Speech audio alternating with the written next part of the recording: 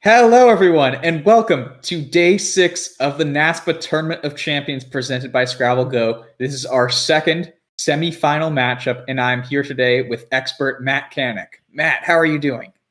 I'm doing fantastic. I am so excited for today's matchup.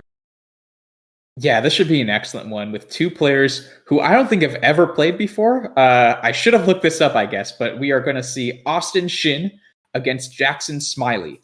Austin, we saw on Thursday night. Jackson, we saw on, no, I was right. Friday night for Austin, Thursday night for Jackson. And so now we get to see them battle it out to place Cecilia Lee in the finals. Let's see Austin's path to the semifinals. So Austin had a nice run against Laurie Cohen. He won 3 consecutive games in the opening round with bingos like Isaac Gogic, Explant, Ramblers, Greasier, Awninged, and Elicited.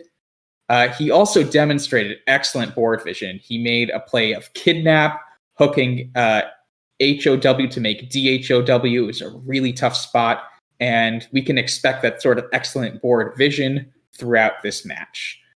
Lastly, his catchphrase, "the scoring never stops," really came through in that game, not just with his bingos, but with his non-bingos too.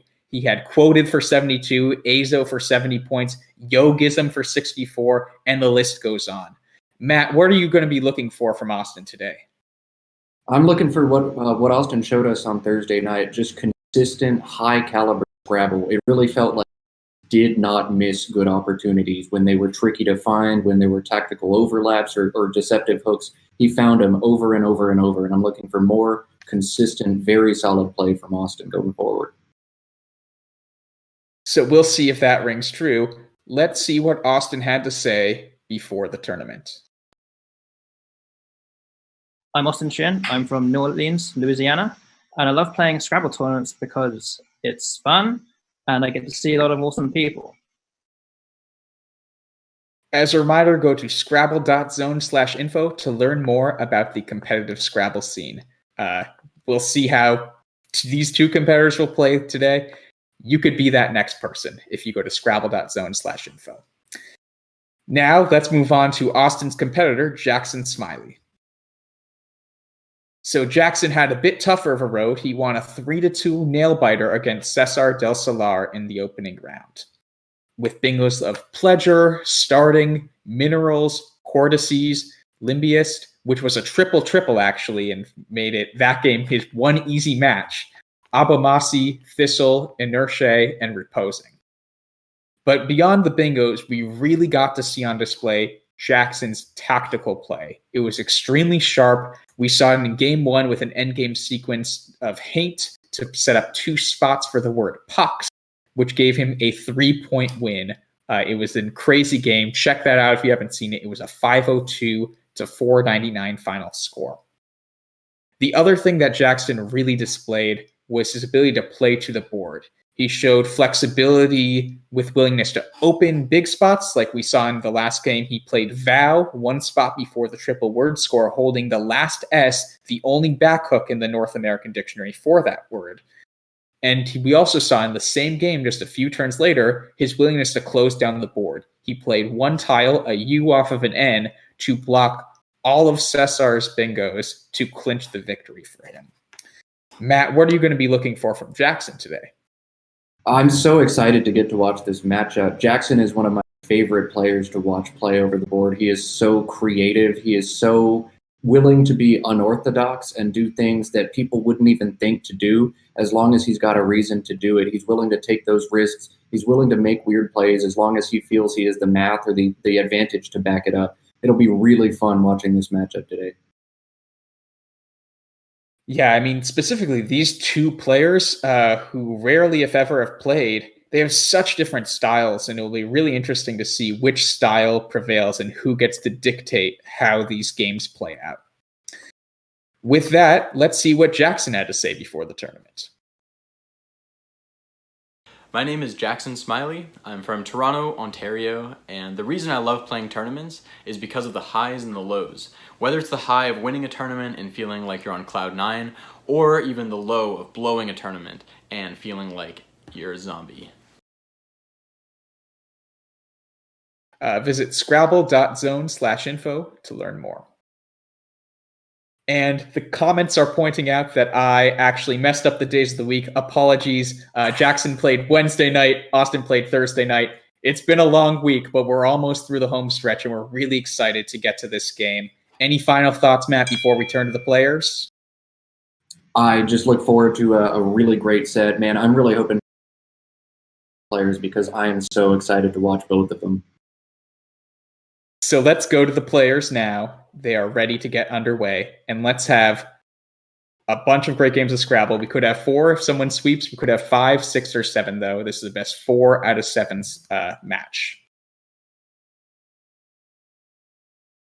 So it looks like Austin is ready to start the game, and we are off. So Austin draws EFIILMO. Matt, what would be your objective with a rack like this? Well, certainly we'd like to get rid of at least one of the I's here, and probably one of those, probably the O as well. I just don't see any reasonable scoring options out of this move. So Austin's probably just going to make a smaller play, something like maybe Philo, F-I-L-O. Oh, you know what? I did miss Philmi, F-I-L-M-I. Oh, very nice word. It's 28 points, but it does leave EO, which is not a good leave.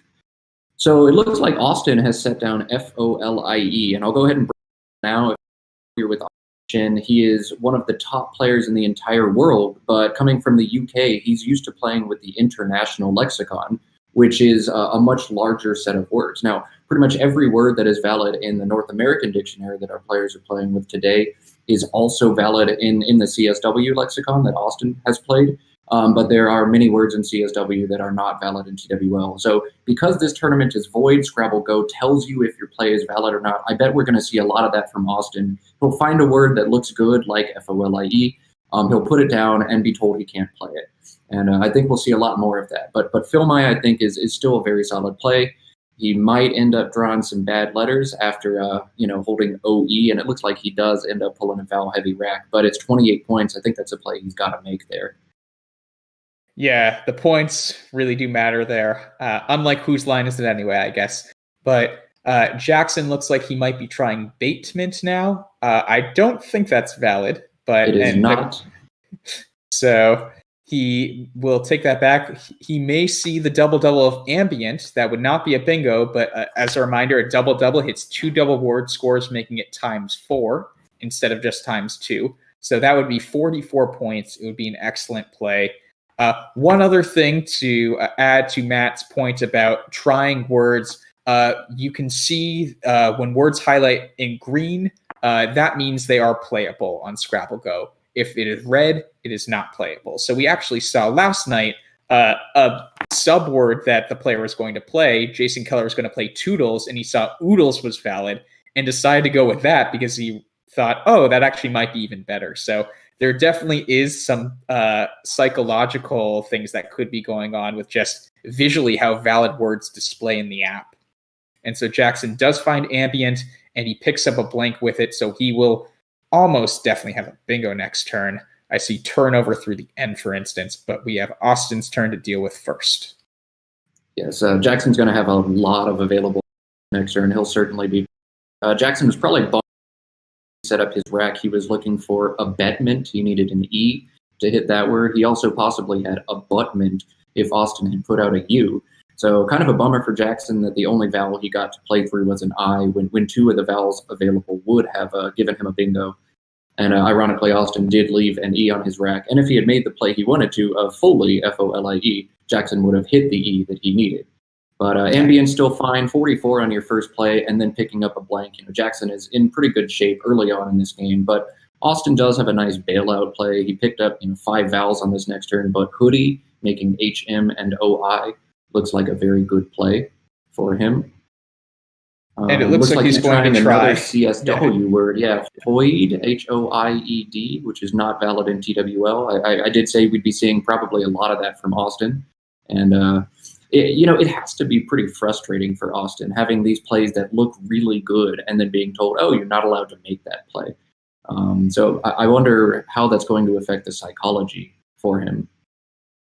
Yeah, so one interesting idea is hoodie versus hoe, which he laid down first. Hoodie is definitely a lot more dangerous. You can see that by the double letter score that goes directly below the E. Something like an H, an F, or a W can go there, and if you hit it to the triple, then you're multiplying a double letter score times 3, so that letter's times 6 one way, and then you also get the up direction too, making the 2-letter word. So you're actually getting that 1 letter times 8. So if you play an F there, the F would be worth 32 points alone. So we are simulating it now. And as a reminder, Quackle, our Scrabble engine that we use here, at first we're sorting it based on a predetermined algorithm based on points scored and the value of the letters you leave. The simulator allows us to factor in board dynamics and such.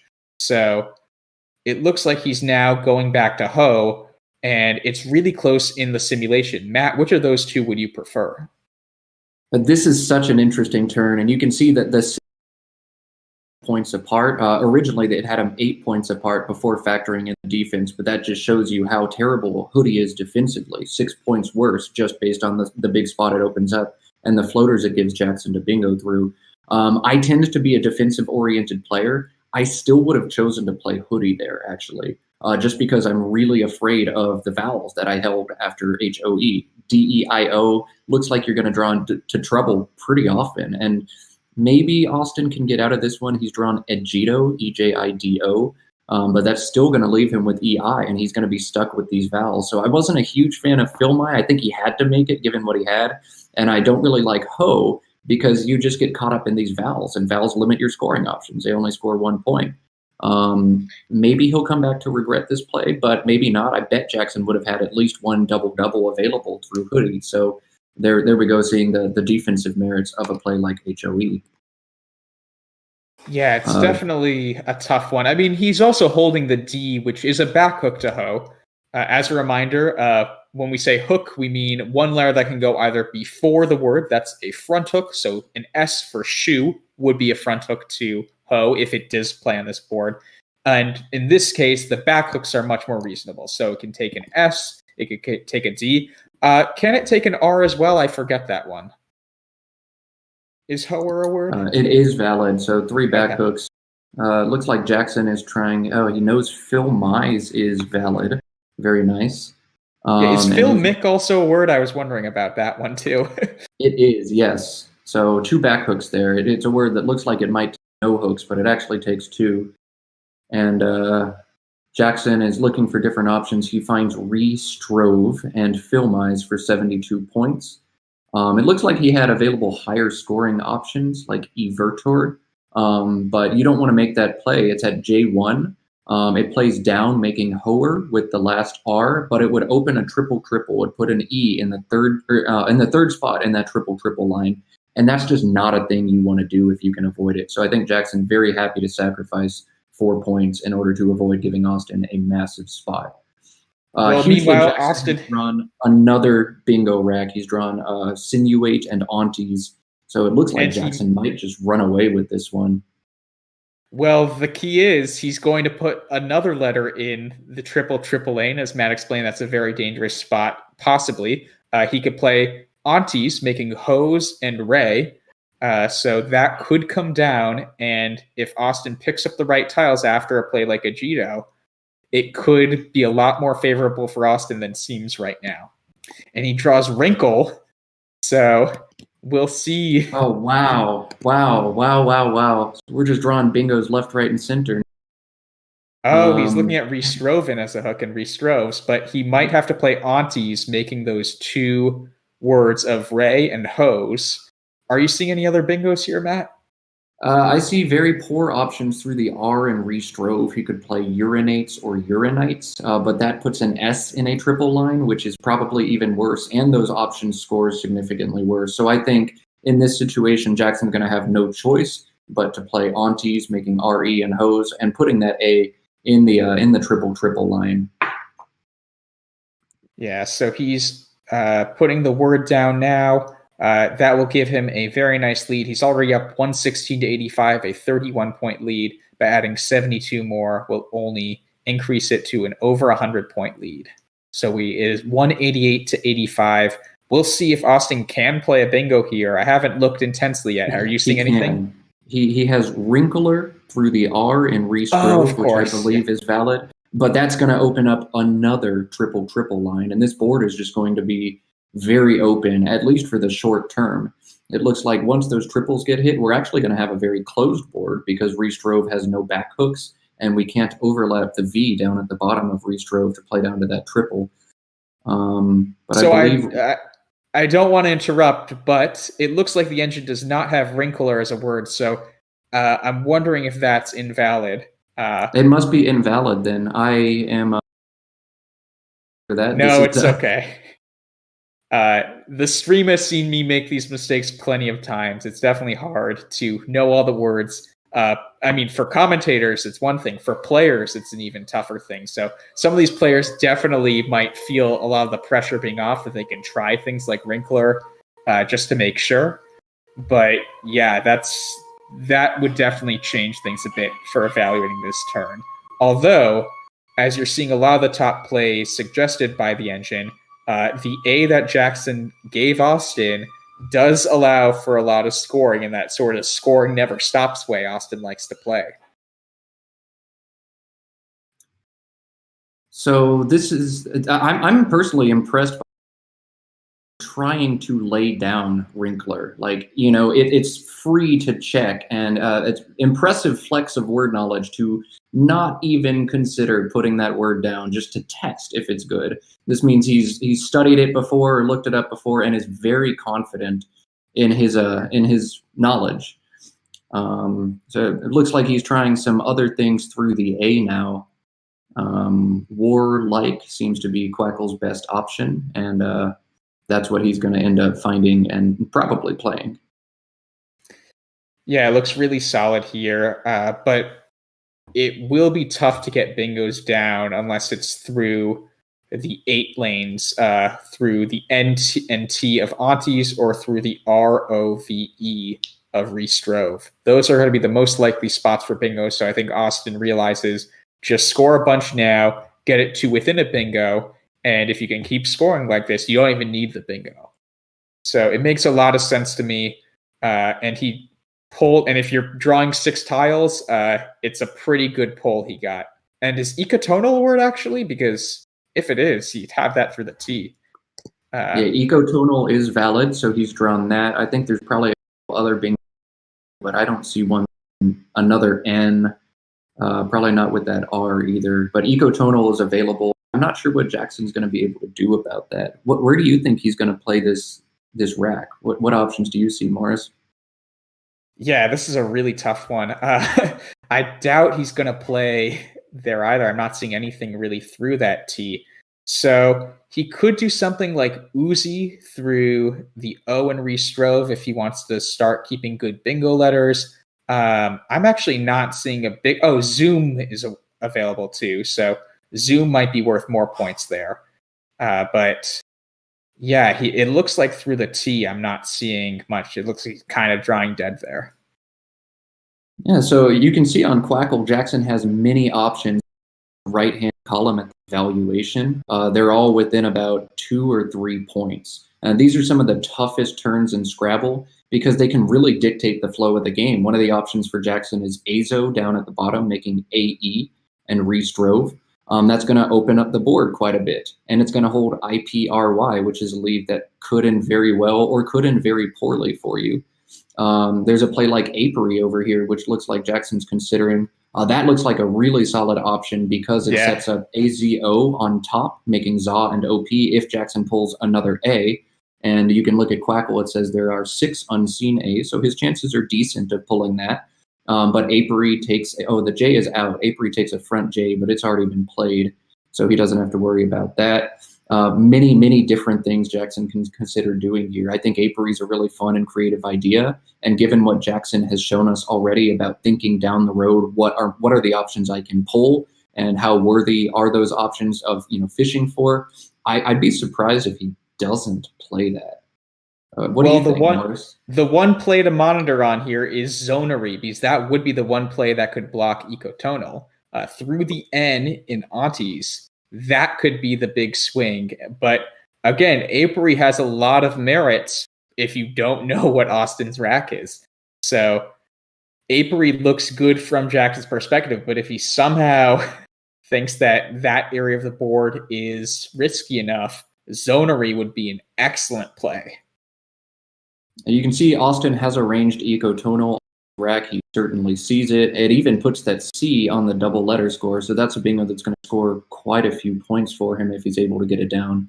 Man, if I was Jackson, I would probably sit here for a solid 7 or 8 minutes trying to figure out what to do and be like, man, I just don't know. They all feel the same to me, and I don't know which option I would pick. It probably depends on my mood and maybe a kind of tell I have from my opponent. It's tough coming after Austin plays off 6 tiles too, because his rack is more or less random. Sometimes you can decide what you want to do. If your opponent's playing small, dinky plays, you can assume they're close to a bingo. And if they're playing longer words, or if they drop 3 vowels and no consonants, maybe they have ugly stuff. So Austin immediately puts down ecotonal, very confident that that's the highest scoring available option. Jackson's setup kind of backfires on him. He doesn't pick up the A that he was looking for to hit Azo at the top. He does have an N to hit Napery. Thank you to Josh in the chat, and Jack as well. I don't know why I didn't think of that at the time. But Jackson does hit Was, W-U-Z, one of my least favorite words in Scrabble, and it is 50 points. Now, I say Was is one of my least favorite words in Scrabble, but if you have Was, getting rid of a W, a U, and a Z together, and it almost always scores superbly. Like, it can become your favorite word, and I'm sure right now it's one of Jackson's favorites as well. But then when your opponent does the same to you, man, that stings. They get rid of terrible letters and score a ton in the process. And meanwhile, Austin could play something like savoring through the A in ecotonal, so it looks like he will likely see a bingo here. What other words are jumping out at you, Matt?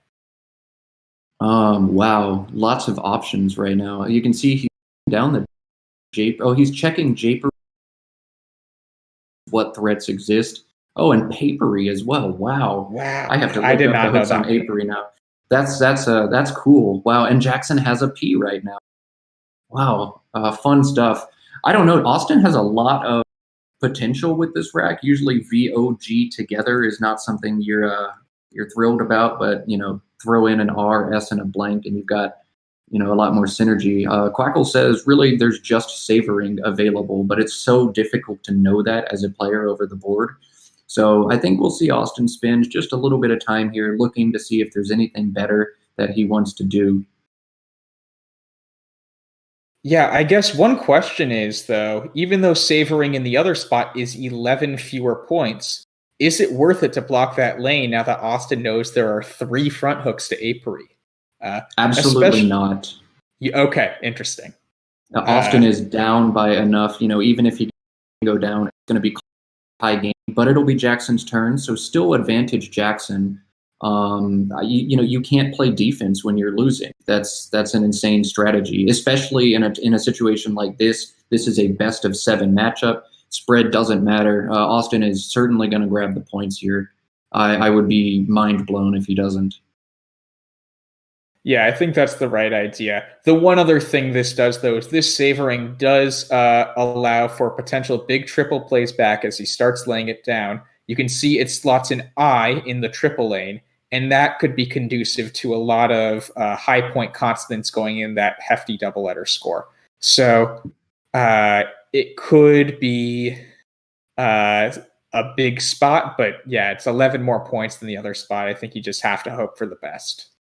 And when you think about a spot like savoring just opened up with 2 squares further away, you want to look at X and Z. Now, in this particular, Q is not a big threat there. You can't go QI, anything, and extend to the triple. But the J, the Z, and the X could all really hurt you there. The J and the Z have been played, and the X is probably the hardest to get to fit there. Now, Jackson actually has it, but of course he doesn't have a play that extends through it. So it'll be interesting to see if Jackson decides to cash in the X here or if he wants to sit on it. He has Pox available for 43 points. Oxlip is a really good way to get out of that rack, but Oxlip is going to open up some stuff. Oxlip opens up a back S hook that Jackson's not sitting on. I'm talking about Oxlip making GO underneath savoring and playing down. That opens up 2 available triple words at the same time. You can play behind GO and hit the triple word in the middle on the right side, or if you have an S, you can play down at the bottom. So that's a very volatile play, and with 2 unseen S's, Jackson can't feel thrilled about having to make that. Yeah, I mean, Jackson might also be noticing how valuable the P could be on this board. It's just with the papery hook, that is a very juicy letter to have, especially if there's no juice. Right, where simultaneously it is and it's not. I don't see to cash in that P unless you're going to hit a 7-letter bingo down. You would need like SP something to maybe cash in on that double letter. A play like OPA is just like a non-factor, really. That just doesn't score enough to be super excited about holding a P. And with both blanks out, what are the odds that Jackson's actually going to end up pulling a P bingo there with papery? I don't think it's as important a spot as it may seem. Yeah, that's a good point. But it looks like Jackson is electing to keep the X right now if he does lock in Philo as his play. And that would give him the lead again, and he'd still be keeping some pretty high-scoring tiles. It seems pretty sound to me as an option. It's interesting. Like, the X is a pretty good tile, but the X changes a lot based on the board. There are some boards where the X is amazing, and there are other boards where the X is relative garbage. And I just don't see a lot of good places to put the X on this board right now. Now, of course, that may change. Who knows what Austin's going to end up playing next turn? But the X doesn't seem to be a huge factor for Jackson right now. I think really, though, that one scoring spot right there on the triple word is about the only good, solid scoring spot left, except for available options making ambience, backhooking that.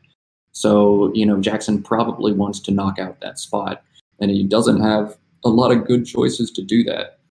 Pox and Philo, I think, are the only 2. Yeah, so he locks in Pox, probably realizing, as Matt was pointing out so eloquently, that the P, it looks cool at first, but isn't quite as good if you actually think about what options can go there. So, meanwhile, Austin has a much less fortunate draw for him with 3 Ds on his rack. This is a tough one, Matt. Would you play something like Oda, Dom, and Odd off of Ejido? Parallel to that? I just want to point out really quickly that Jackson picked up both S's on a 3-tile draw. And S's are huge right now for that ambient spot to give you the flexibility to open if you need it. Now Austin's not going to be able to open the board over there in a way that scores, and Jackson's already got a lead. So that is a huge, huge thing that just happened, to pick up 2 S's on a 3-tile draw. Austin's in pretty bad shape here, too. This is a disgusting rack without ways to score points, without ways to clean it all up at once. Actually, it looks like Gadoid is a way to clean up this rack, but that is also a terrible tactical decision, I think. Gadoid would be through the A and apery, and it is just asking for Jackson to destroy you on the triple word score next turn, slotting a vowel next to that double letter and allowing him to play down easily with overlaps. So we'll see what Austin wants to do. He is a very, very good player, and he probably has a very good feel for how bad shape he's in. How aggressively do I need to try and open this board? Or, heck, do I need to open this board at all? Maybe he has to decide right now. I'm down 30. It's my turn, but I've got garbage. Do I play to bingo? Do I play to make some weird stuff happen? Do I pray that I draw one of these S's? Or do I just keep things tight and see if I can claw my way back into this? Yeah, one thing about Gadoid that hasn't been mentioned is the I actually is hard to front hook with the contents of the bag to some extent. Both M's are gone, all the O's are gone, so OI is out of range. So it's not quite as dangerous as it looks, I think, at first glance, but yes, point taken for sure. It definitely opens up a big spot, and if you're going to be down on tempo like Austin, you don't want to give Jackson one spot and then be left with no spots after. So I don't know if actually Austin having the last O has any significance here. It's pretty early in the game to not have that tile anymore, but I don't think there are any large hooks with that could affect the game at this point. But we'll see, I guess. This is such a hard decision for Austin, man. I do not actually very excited to do here. I think this is an educational position for a lot of people at home, myself included. I might be considering ODD over on the left side, making Oda and Dom like we saw Austin put down at first. I don't think I'd make a play like God, making GI, ODA, and DOA, because I think that's just going to lead to the board being very closed very fast. A play like Did at least leaves the A floating, and you can play with that later. I don't know. This is really, really tough for he's spending a lot of time on this turn. He probably doesn't feel good or comfortable with just about any of these plays, but he's going to have to do something.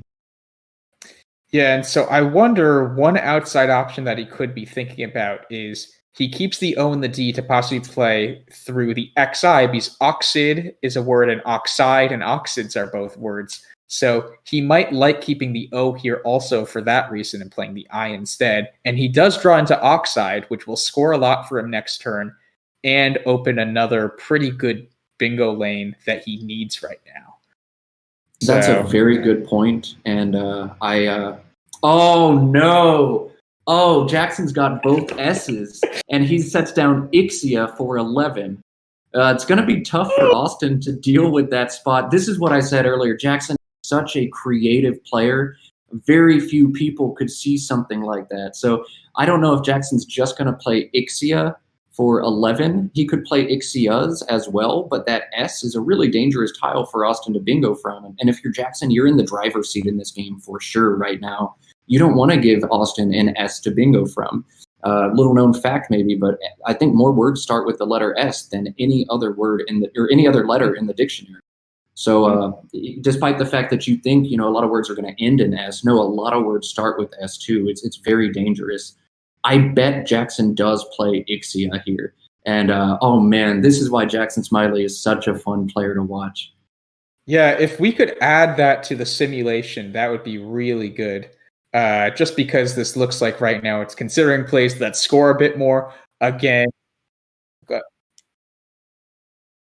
so we actually just got word from our producer that Ixia is included in the sim, but it's simulating poorly because it keeps 5 consonants. So all of these more standard plays actually are evaluating better for this board and tile pool, etc.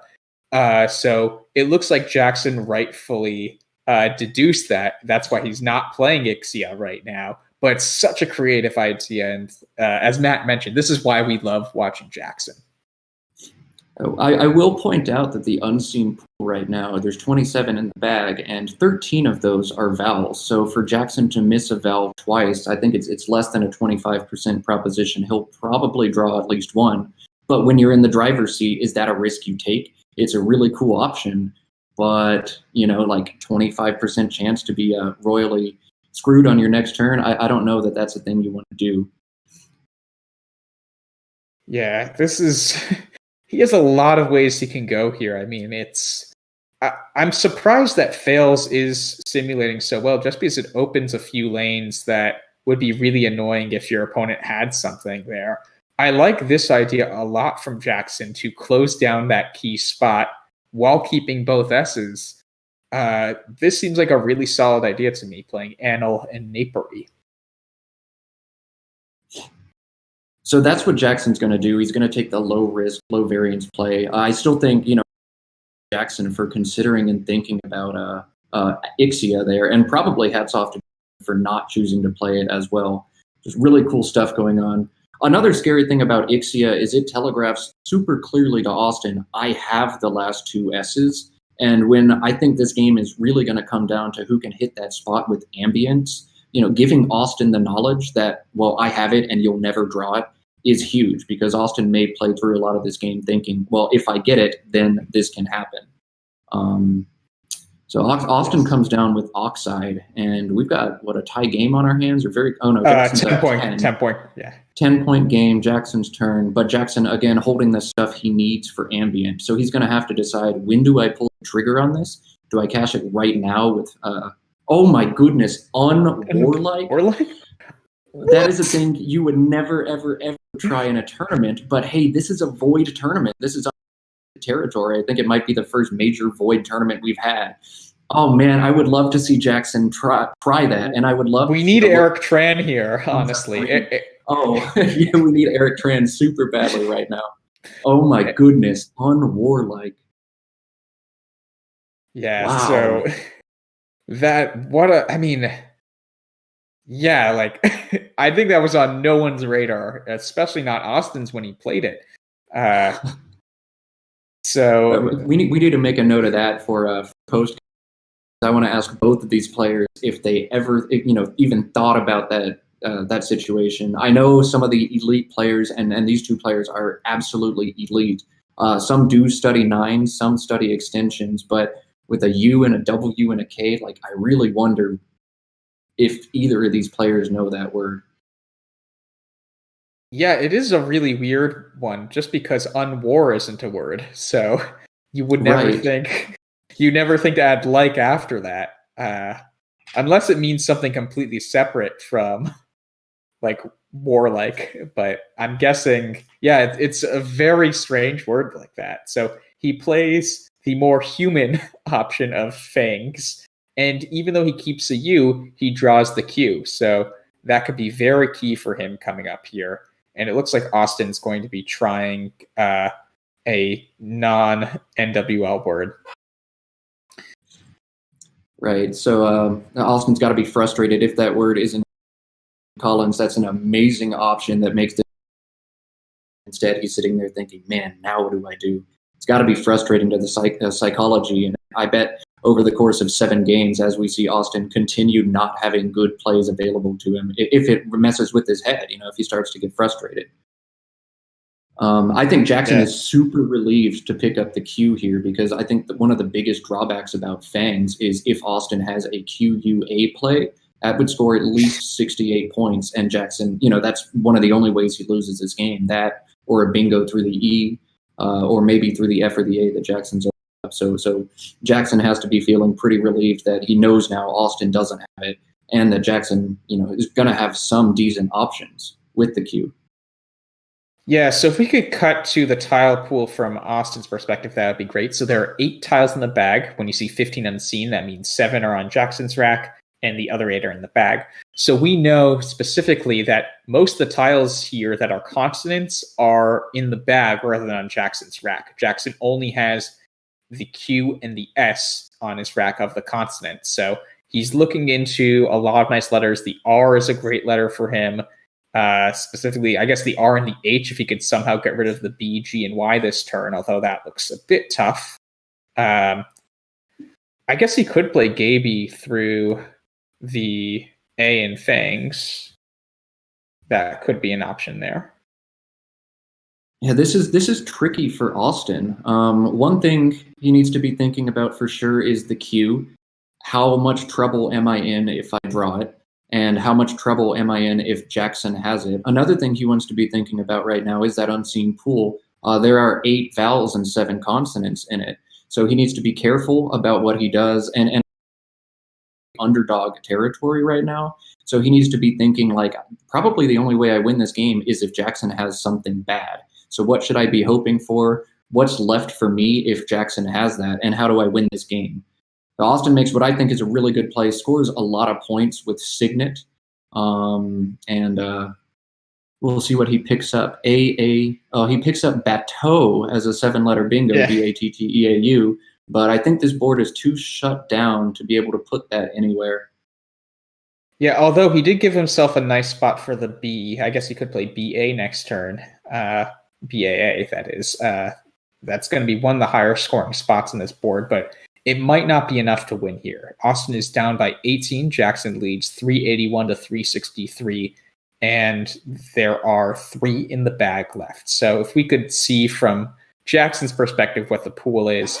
So he is looking at a somewhat scary group of letters. I mean, he has to see something like Earth Nut starting with the E in Oxide and be somewhat nervous about that.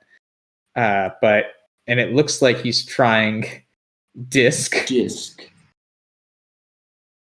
With a QUE. Just wants to verify that is not. We saw Jackson have a situation like this against Dolly in the final game, and Jackson looked at the unseen pool. Granted, there were 8 unseen instead of 10, and he actually identified every possible option that Cesar might have. And I think there were 9 unseen actually. Yeah. Oh, were there 9? Wow. Yeah. Yes, I remember there were 2 in the bag. Right. So I think Jackson, probably looking at this unseen pool, sees there's only 4 vowels and they're not, super good. And the F is really hard to play through. So maybe he's assuming that there are no possible bingos for Austin through that F. And he's just going to go ahead and knock out the E, eliminate that threat.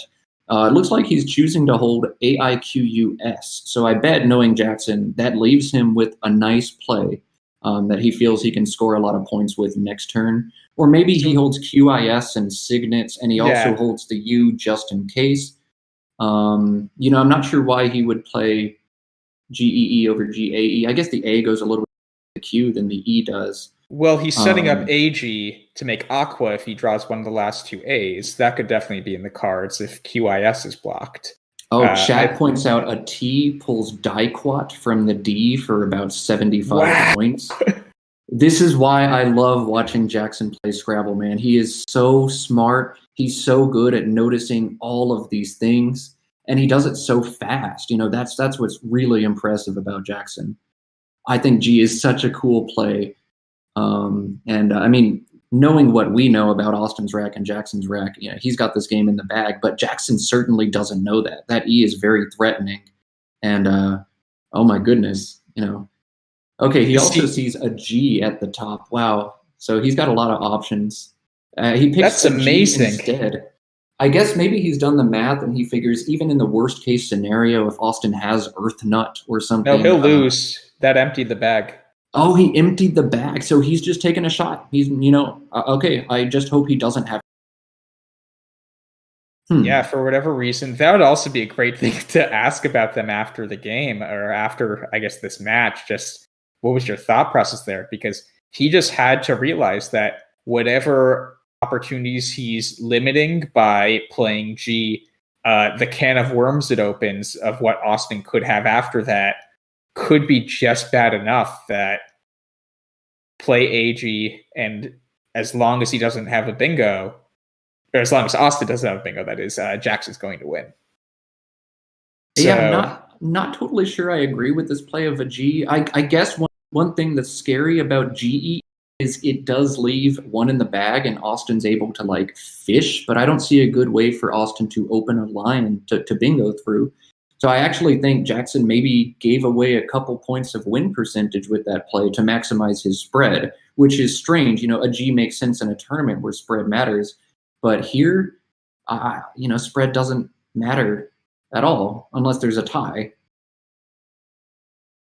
Yeah, so I don't know what other bingos there were available. If it was just Earth Nut or a very small group of words, then Jackson might have realized that by playing G, if he doesn't draw one of the right letters, if he doesn't draw an A or a T and Austin blocks the S potential off of Signet, Jackson might have nowhere really to play his Q, and he could be looking at a loss. I think that has to be what it is, because G only scores 6 points also, so it really, he had an 18-point lead before the turn. A 24-point lead when it's your opponent's turn really isn't that safe a win. So I think he probably evaluated, as cool as G looks, AG might be actually the better play if there aren't that many bingos through the E.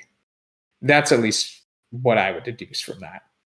If nothing else, after GEE, even and QIS gets blocked, you still have QIS and WED, and that you have to miss both for Diquat.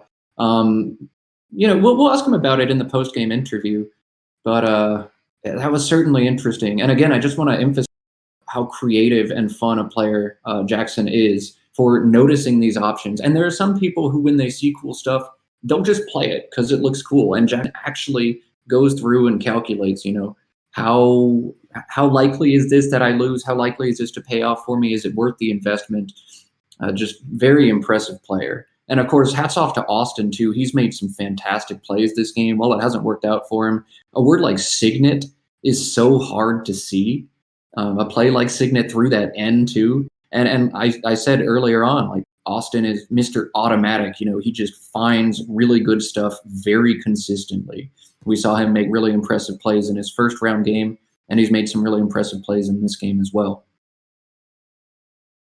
Yeah, no, these players have both been excellent this game. It looks like Jackson elects for coins, leaving her through the E in Oxide. Although I'm not sure. Does Austin have an outplay now? It looks like Jackson blocked a butt off of Savoring and a bout off of the O. A butt up there. Got it. And butte through the E as well. Yep. So that's why Jackson puts the S down, just to grab the 4 extra points of spread. 2 for putting it down and 2 for not having it on his rack. So Austin goes out, and Jackson takes game 1 of this match, but it's such an excellent game. You see Jackson doing his virtual handshake, which is always a nice gesture. Shaking back. Very nice sportsmanship by both players there, and a great game. Yeah, at first I thought like Jackson was just like pew pew pew, like, and then I realized he was actually shaking a hand. It's weird to see the virtual handshake like this. So, but Jackson takes game 1. A really great game from both sides. We saw kind of what we said prior to this game starting, what their sort of strengths are. We saw that in play. We saw Jackson's finding all these crazy options over the board like G and Ixia. We saw Austin find really tough to find plays and just demonstrate excellent board vision with plays like Signet. So with that, we're going to go to game 2 now. What's your prediction for this one, Matt? High level Scrabble. That's really all I'm going to say all day. These players, when you've got 2 amazing players in Austin Shin and Smiley, you don't expect anything less, and anybody can take any game from anybody. So we will go back to the game now. It looks like they're ready to start round 2.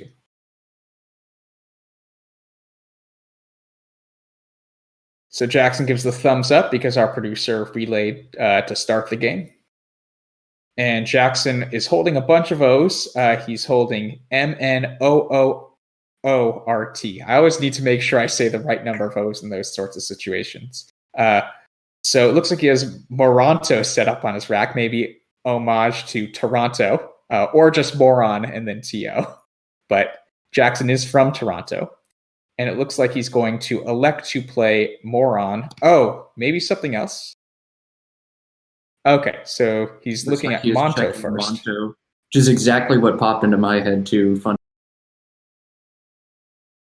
Moron, if it is a word.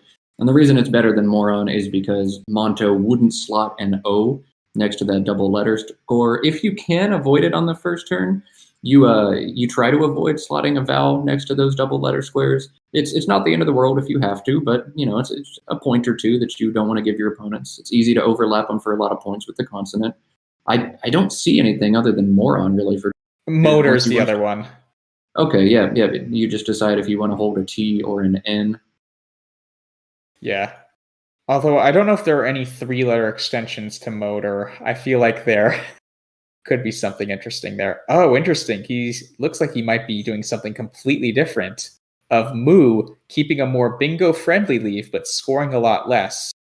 It's an interesting idea. One thing about this is it's better for limiting bingos, because if you play the T and the R in motor or the N and the R in moron, that could allow for a lot of 8s from your opponent. So it's an interesting idea. Do you like this thought process, Matt? Yes and no. I would say probably those 2 plays are equivalent, and it comes down to what kind of game you want to end up playing. If Moo maybe makes it a little bit more closed long term, but also, it's so early in the game that anything can happen. I think it's really just a stylistic decision, and I think Jackson might want to keep the board a little bit more closed against Austin, since Jackson is so clever and creative with setup plays, and those tend to work a little better and be more important on a closed board.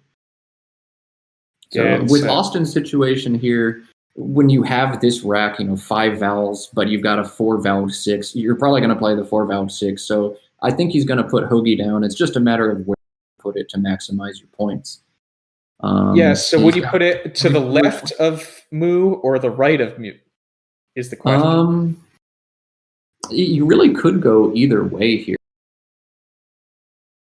I don't know that it matters that much right now. What do you think, Morris? Yeah, so I think this spot is probably better just because you put on the other side, you are opening yourself up to pretty big X plays, potentially off of the O and hoagie. OH can take another O thereafter, making Oho. So you could play Ox in 2 directions and Oho if he played in the other spot. Or it allows for XI as a possibility, making Ox and AI. So I like this option better. Those sorts of plays would be devastating from Austin's perspective, and he limits that option. So Jackson into his NORT picks BBT, and that's going to give him a really interesting turn, I think. Kind of junky letters, not a ton of scoring opportunities available. I can see he can play Bob maybe to the left of a hoagie with Oho, as Morris was saying, putting the B on that triple letter. But with 1 vowel, you don't have a ton of options. What are you seeing here, Morris? Yeah, Bob or Rob were the 2 plays that jumped out to me in that key spot. It's a difficult turn. He could even play something with Hob. He could play something like BOTT or BORT. Actually, is BOTT good? I always forget this one. I think that isn't good. Yeah. Barbot, BARBOT, is a great way to clean up this rack completely while still scoring reasonably. Bob is 9 points, but NRTT, that's 4 consonants and no vowels. They're all 1-point consonants. It's asking for trouble next turn. If you only pick up 1 vowel and 2 consonants, you're going to have very few scoring options available next turn. If you pick up 2 vowels or 3 vowels, even, you might bingo. Fun.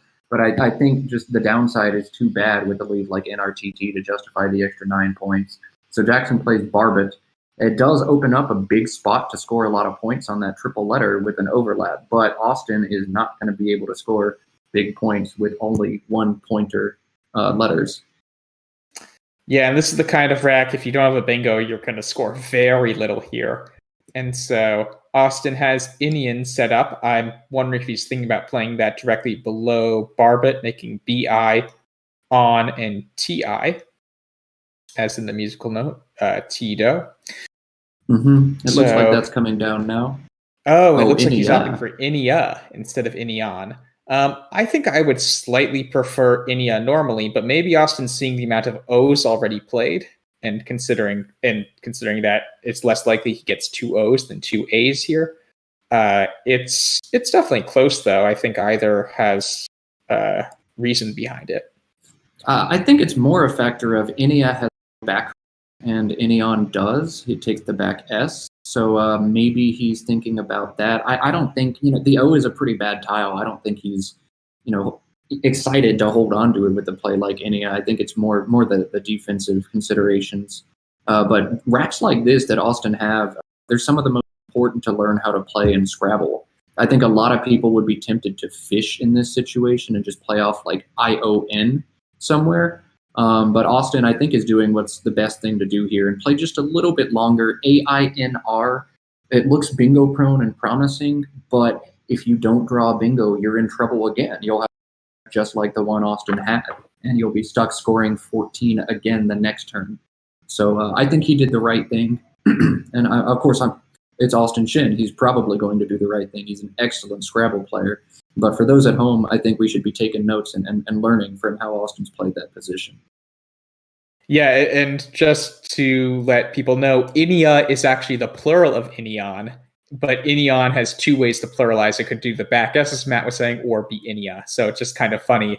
He forgoes one opportunity for pluralization to allow for another. Right. Meanwhile, Jackson sees a way to get rid of 4 of the constants on this rack, and when you're only holding constants, that's a great idea. I actually saw SH as an option there, but I think Jackson can deduce that after a play like Inian, Austin is rarely holding an S with that.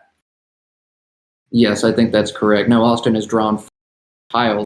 One of them not an S. So it'll be interesting to see how Jackson chooses to respond here. I think there's a lot of fun options here.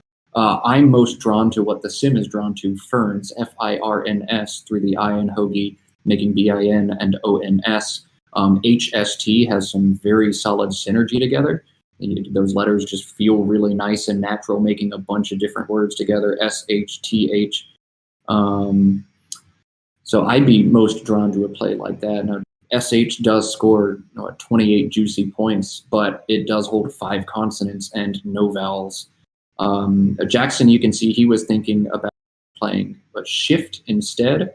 Shift is another reasonable option. RNS instead. And that's more bingo prone, but that's going to put you in a bingo or die situation. If I draw the bingo, great. If not, oh man, like I've got these 1-pointers again. And on a board like this, you don't want to get stuck having to score 18 or 20 with 1-pointers. So it looks like Jackson now has found ferns, which I think is better because HST is still going to bingo pretty often. And when it doesn't bingo, at least you have an H to score a bunch of points with underneath hoagie, making hoagies.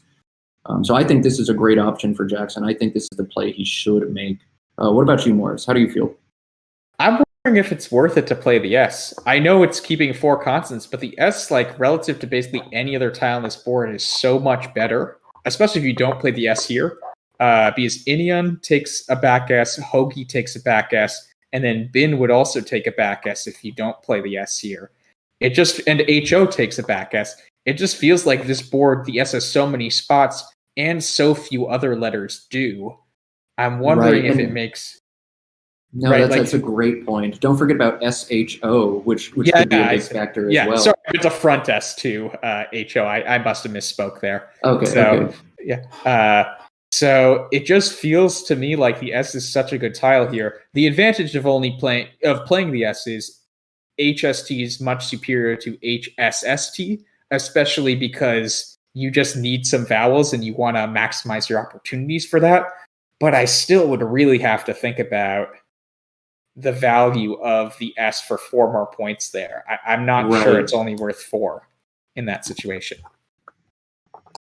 That's a great point. And yeah, I'm sure Jackson gave some consideration to putting the S down versus not. I think also giving Austin the knowledge with a play like Ferns that you have an S. You're not going to put down the S in Ferns for 4 additional points unless you at least have 1 more. So that makes Austin look long and hard at the hoagie spot, although he's probably unable to do just about anything about that.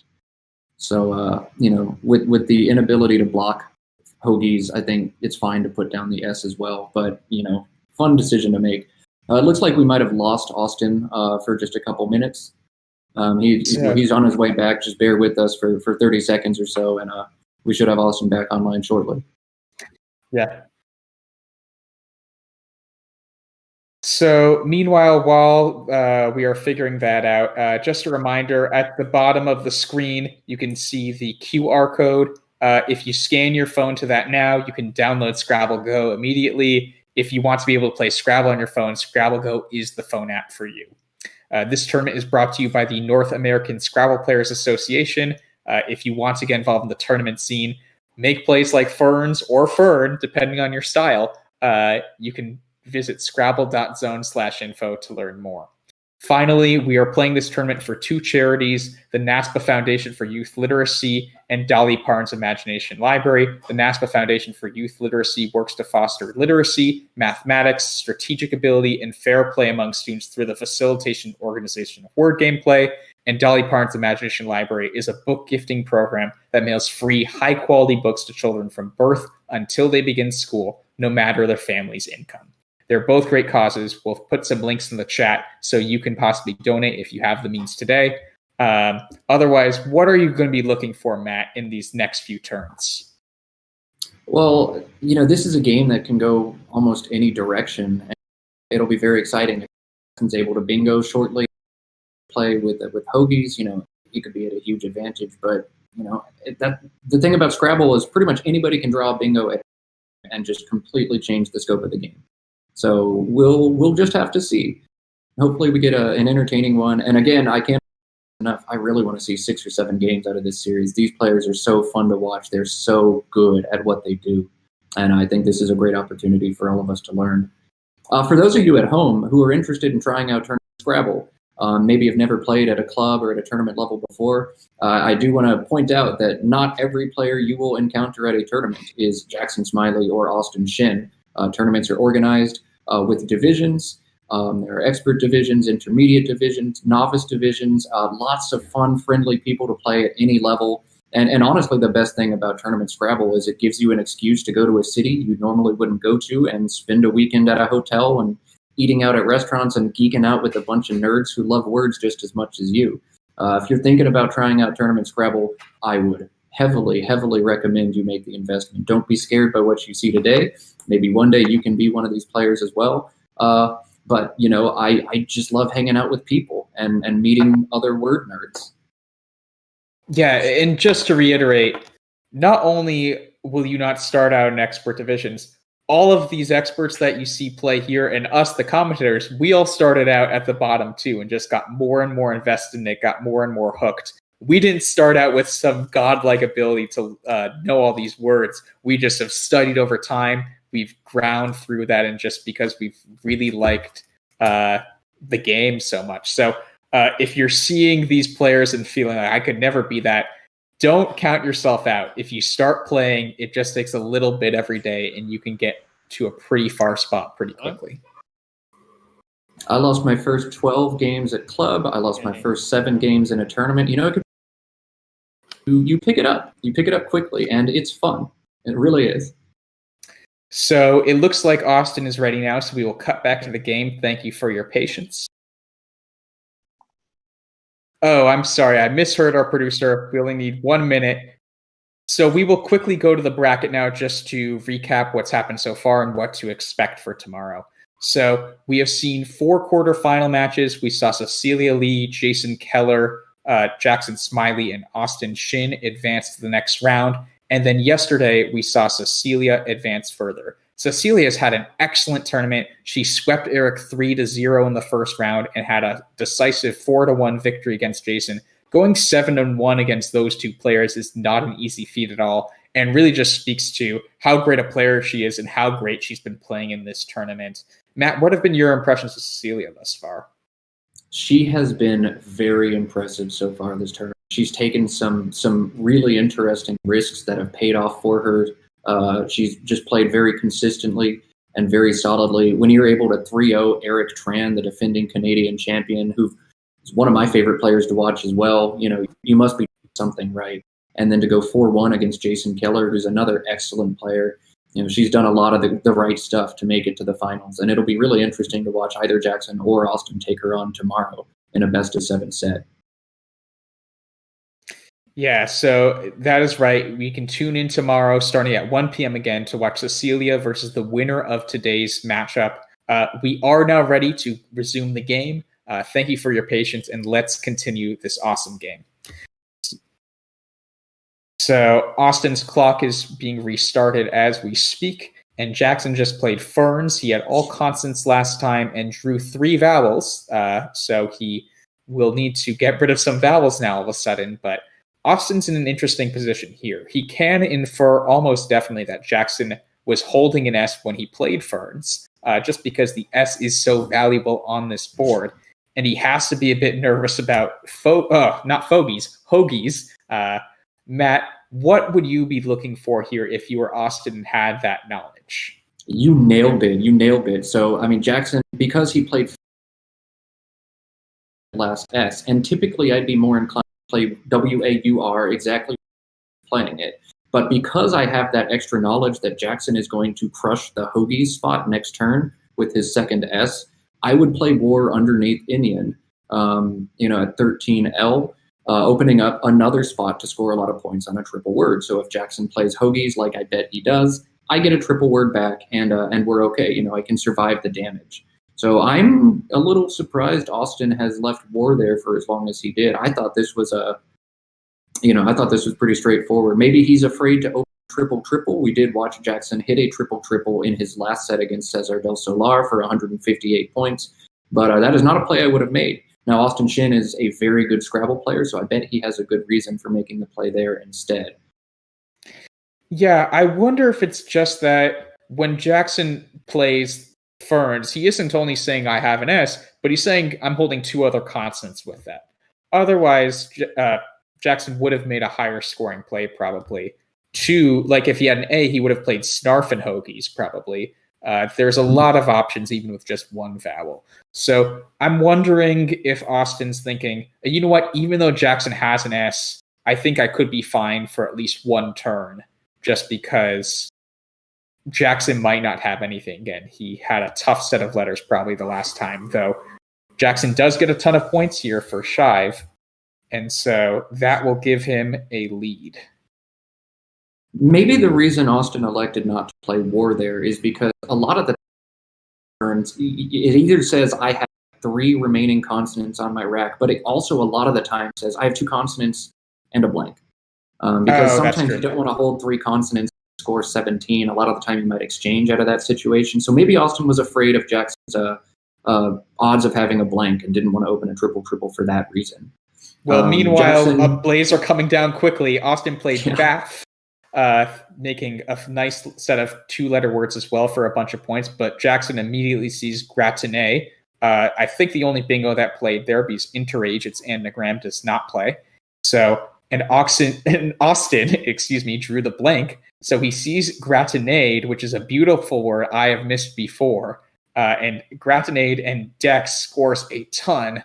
He's looking up docs to make sure it's invalid in this dictionary, but he looks like he's probably going to play dex, keeping a good lead, likely to bingo next turn. You might be looking at the scoreboard seeing Austin down by 67. Or he's sitting on a blank, which is usually about 25, 27 points in your favor. This is still very much anybody's game, close to a 50-50 proposition, if you ask me. Jackson does not have a bingo. He's got bingo stuff, but I don't think he's going to be bingoing next turn. So, yeah, we've got a game on our hands.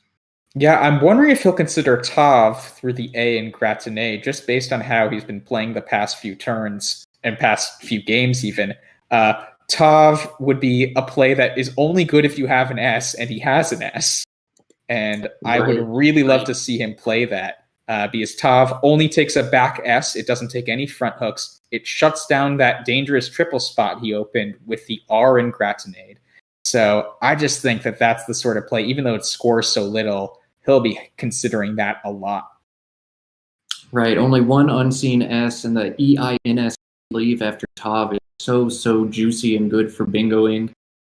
He's putting it down. He's putting it down. And again, Jackson's going to do what Jackson does. He will not play that because it looks cool. He's going to sit here for a long time and think about, what do I think the odds are? Oh, well, ignore me. He's going to play it right now because he feels good about it. And Austin does have a blank. He kept bingo-prone stuff, but he picked up the nasty Y to go with it. There are actually 2 available 8s to Austin. I had to look up this rack because I just don't know words with 2 Ys, but neither one plays right now. So he's looking if Tava is a word. Tava cannot be a word. There's no way Jackson Tav in this situation. Never know. But I'm sorry? I just said you never know if you're Austin. Oh, that's true. That is true. Man, I don't know what Austin does here. These Ys are so gross, but at the same time, they're not. Austin LY bingo coming down from I1 making MY, and that would actually score, 75 or so. Yeah, so I'm wondering if he just plays Yo and Go to sort of obstruct that spot a bit. I don't know if that obstructs it enough. It could even add potential bingos just because you're opening up another spot. But it does obstruct the spot, and you have to infer that Jackson has an S, and probably something like Knights, which he kept, just because if you're only playing off those 2 tiles, it likely means you're fishing, or basically going for broke for a bingo, essentially.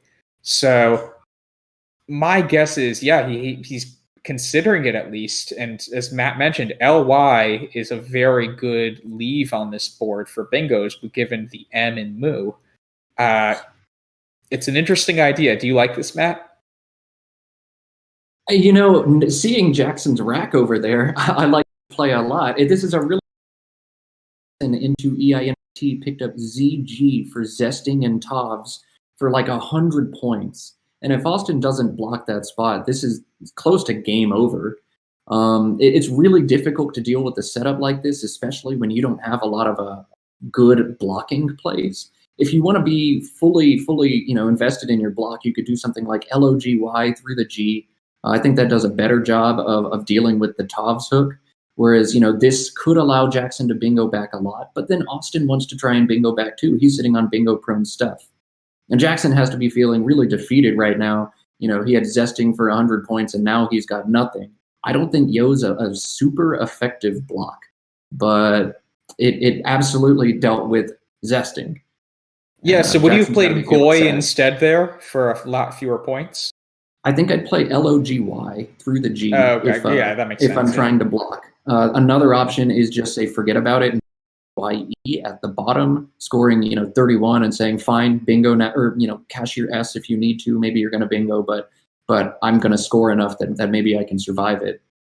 That was a really tricky turn, and Austin really dodged a bullet with that. I think a lot of the time can still bingo to the right of YO, but not here. Yeah, so Zest is the top engine option off of the YO, making YE and goes. That does score 48, and with Jackson already up by 13 points, that would give him a very nice 61-point lead. That looks pretty good to me. Matt, what are you thinking about in a play like this? I think I'm going to play Zest in a situation like this. Austin has kind of the board back up. I've got a lead at this point. It's not a huge lead, but it's a lead enough. I'm just going to try and block and score right now the best I can. And, I think there's really nothing to consider here but Zest. Now, we did see Jackson with bingo prone stuff earlier. Again, in his game against Cesar, he just played the letter J and kept the rest of his tiles and pulled a triple-triple. He calculated that there were 4 different letters he could pull out of the bag to draw a triple-triple, and he did indeed draw one of them and hit it. But no triple-triples available, probably not worthwhile to fish. So go ahead and just cash in 48 points and block the line. So meanwhile, Austin finds the one bingo available of lottery. So that will give him, I think it'll give him a slight lead. It will give him a 14-point lead. So that's exactly what he needs right now. I don't think there's a spot for Adeling for Jackson, which is his bingo in there. No. Probably a lot of 8s possible, although I don't know playable one right now. Yeah, well, he could play Adeling for a bunch of points through the L in lottery. That scores a good amount, and with one blank unseen still, that could definitely be an option. Yes, Adeling does give back potentially 50-point underlaps. It's a triple letter square, but also there's a triple-triple open on the board right now. Generally want to address those. Ladling looks like another option. Is he going to check latting? You could play ladling as well. Defensive, it scores slightly, whereas three fewer points, but maybe 6 fewer points. 3 fewer points. But it doesn't give back as many points to Austin. So I think that's probably the thing you want to do here. Yeah, so that looks very strong. 3 fewer points to play ladling. Definitely a great idea. Quackle also thinks about fishing a D here, holding GILN. And this is why it's simulate button if you're using Quackle, because ADGILN feels awesome. But, if you draw any of the millions of bingos you could draw, where's it going to go? There's almost nowhere left to bingo on this board, especially with ING. ING bingos seem to be a lot harder to get down than some other bingos because, a lot of bingos end in an S, and that can hook pretty much anywhere you want. So this is why it's important to push simulate, because on this board, fishing is not the right thing to do. On other boards, sure, go for it, but not here, not today, not in this position. Yeah, the one word I always want to be a word, but isn't in that I saw was adulting through a T, one of those T's. But no, adulting is not a word. It should be a word, I think, at some point. I feel like if you're a responsible, younger person and you do very mature things, you can say I'm adulting right now. But Not in this dictionary for now. I would say not in this dictionary yet. I'd be surprised if Yes. it doesn't get added in the next decade or so. So, meanwhile, Austin sees Jeep as a possibility, his high-scoring play for this turn. It looks really solid. But one thing to monitor is these E's are dwindling fast now. We've been seeing E's played in the Gratinade turn, a lot of the other turns like Shive, Dex, and Zest. And so we will be sitting on many fewer E's than we were a few turns ago when at the beginning of the game there were no E's being drawn. So this will be something to monitor here. It might even be that the E doesn't matter as much as normal just because the L off of ladling is the best bingo line, but LE is not a word. So I'm not sure if it will matter, but I'm at least going to be looking at that the next few turns. Yikes. So Austin, after that play, picks up U without a U. There are several U's left in the bag, but that's going to significantly hurt Austin's win percent there. The Q, of course, the Trojan horse of Scrabble. You almost never want to see it on your rack, especially not without a U. The addition of QI about a decade and a half, made Q a little bit worse, or a little bit better, rather, but still, it just absolutely hurts Austin in this situation. So he can't be thrilled about that pickup, though there are several U's. Yeah, and the other thing to monitor is an even more recent word that was added to the dictionary with a Q that doesn't have a U is sync, C-I-N-Q. And so Austin would really benefit from an I with his rack for either QI or sync. Or depending on where you're from, sonk, right? I think that's sonk. Yes, that is the correct pronunciation, I believe. Yes. I'm sorry. I always am saying the words by how I've memorized them in my head, not by their correct pronunciation. So feel free to correct me as a co-commentator of mine or in the chat. I'm fine to learn how to correctly pronounce things. So this is a tricky position for Jackson, I feel. EW scores very well. You're down 16 points. Not super thrilled about that leave. A bunch of low-scoring tiles. And probably not going to draw a bingo into those. But I just think 31 points probably is too much for him to pass up there. And he can't make a play like do instead or weed or something because he needs to keep more consonants. We see Austin very, very quickly play QAT, just like, I don't want this Q on my rack. I am getting rid of it. And I think that's what many, many people would do very quickly there.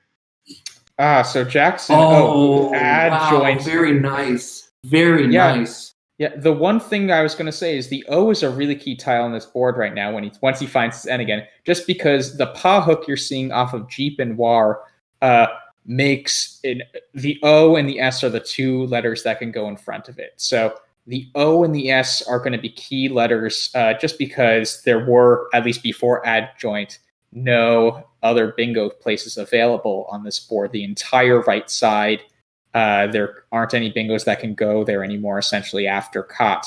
But adjoint is just too good a play to even think about the defensive merits or the value of the O on this board. You just have to take the points there and get a 39-point lead. Very, very impressive play. Although you have to think Jackson already thinking about playing adjoint in that position. And then when QAT comes down and adjoint still fits and now scores an additional 17 points or something, like Jackson's got to be on cloud 9 right now. That's fantastic. And conveniently, despite the fact that Austin has a reasonably good rack, I don't think that A gives Austin any bingos back. Correct me in the chat if I'm wrong, but I think this is going to be a very interesting finish, and I don't think Austin's going to be bingoing right here. Yeah, so we see Jackson was arranging his rack into peculiar without the A. So he's hoping that Austin floats his A out in space for him to play it. Meanwhile, Austin has a lot of potential options here. There are 8 tiles in the bag left, and one of those is the blank still. And it's in the bag. We've seen both players rack. Neither has the blank. So wow. Austin really needs to be thinking here, how much do I go for just turnover here? Because if Austin plays 5 or 6 tiles, that increases his odds of drawing the blank so much. After a play like adjoint, it's really tough to tell if Jackson's holding the blank or not at that point, just because it's such a good play, regardless of whether you have a blank or not, you're going to play it. So there's very little that he can deduce, I think, about Jackson's blank potential here. And it's a really tough position. I think what he's doing here is very smart. A play like Cam. Austin is thinking now, like, I just got hit for a lot than I thought was possible without a bingo.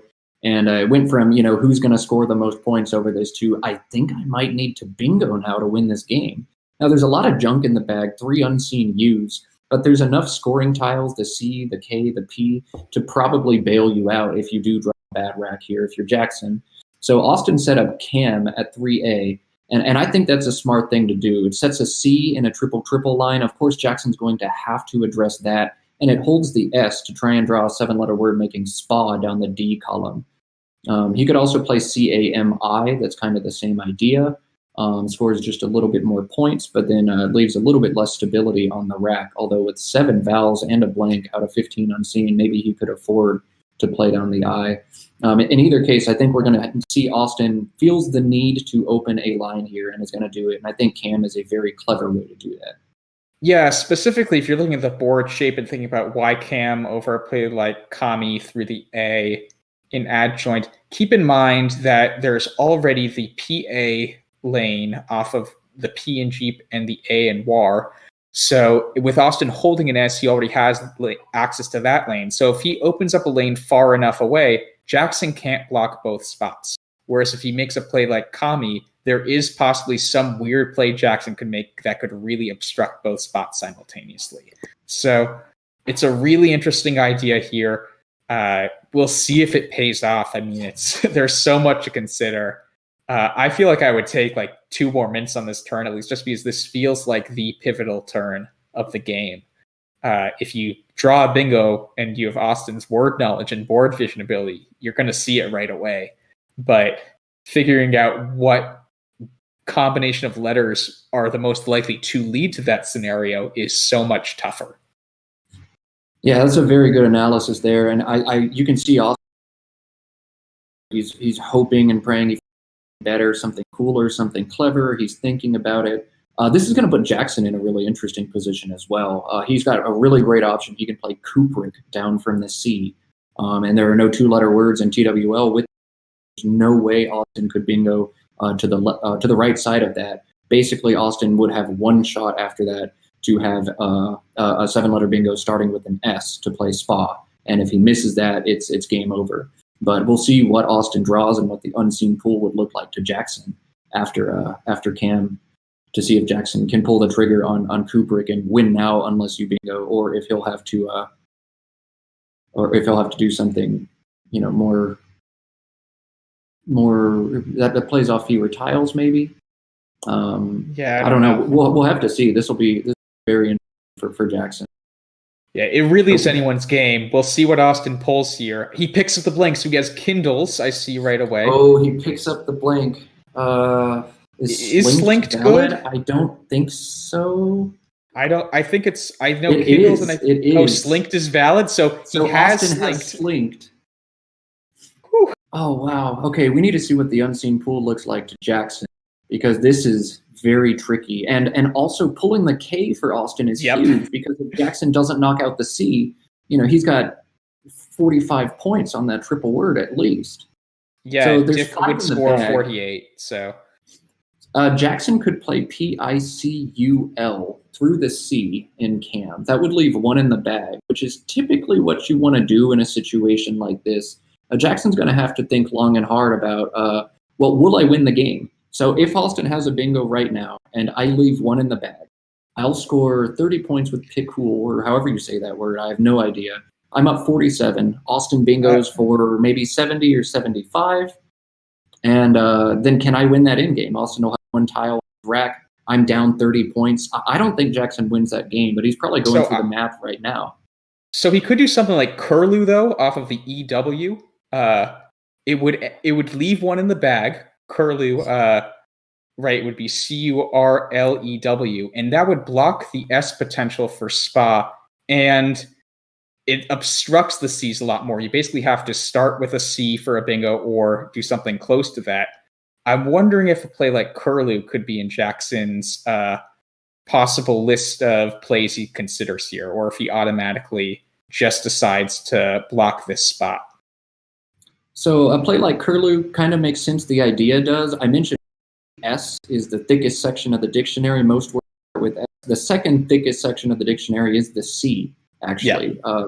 So a lot of words play down from a C, and Jackson can't be feeling good about that. So I really, this is going to come down to Jackson thinking, can I sneak out an end game here? Or do I just empty the bag and pray that Austin He's trying up circle. Oh, he's trying up circle, which would be like 200 points. This is also, if I'm Jackson, over the staring directly at my opponent, just trying to get a tell or a read or a smile or a grin, if they're excitedly tracking the tiles or if they're just sitting there. And if Austin, I'm just sitting there because really I have slinked. And if it goes away, I probably lose, and if it stays there, I probably win. This is really interesting, and I don't know that Jackson can actually win this game. A play like curlew, I think, actually would. I don't know that Austin has anything. Yeah, if we could simulate that would be great.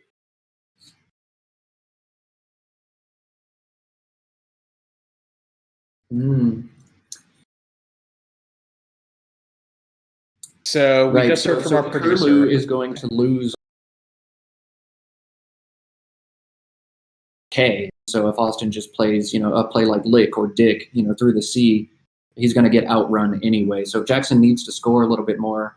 He decides, forget it. I'm not, even if I leave one or two in the bag, I'm getting outrun by a bingo. I'm not going to give Austin a chance to open another lane. I'm praying he doesn't have it. Fingers crossed, let's go. He plays Cleric instead of Kubrick. That's a really tough find in Kubrick. But Austin's going to come down with the bingo and win this game. And I think what Jackson did in that position was entirely correct. I would have played Kubrick, but just doesn't happen to work out for him this time. Jackson can't be thrilled to draw all those U's out of the bag and see Slinked come down. But that's game two, back and forward, a real nail-biter. And Austin's going to pull this one out. So we've got 1-1, and hopefully I get my wish of 6 or 7 games out of this series. We at least get 5 now. Yeah, what a game. Some people like to call that a walk-off bingo, kind of like a walk-off home run. Austin got his walk-off bingo to tie the matchup at 1-1. Just a reminder, this is the North American Scrabble Players Association. If you want to learn more, go to scrabble.zone/info. Maybe you'll be getting your own walk-off bingo soon. With that, though, we will take a short break. Matt, any final thoughts? Just 2 great games so far. Really fun to watch. We will see you guys soon.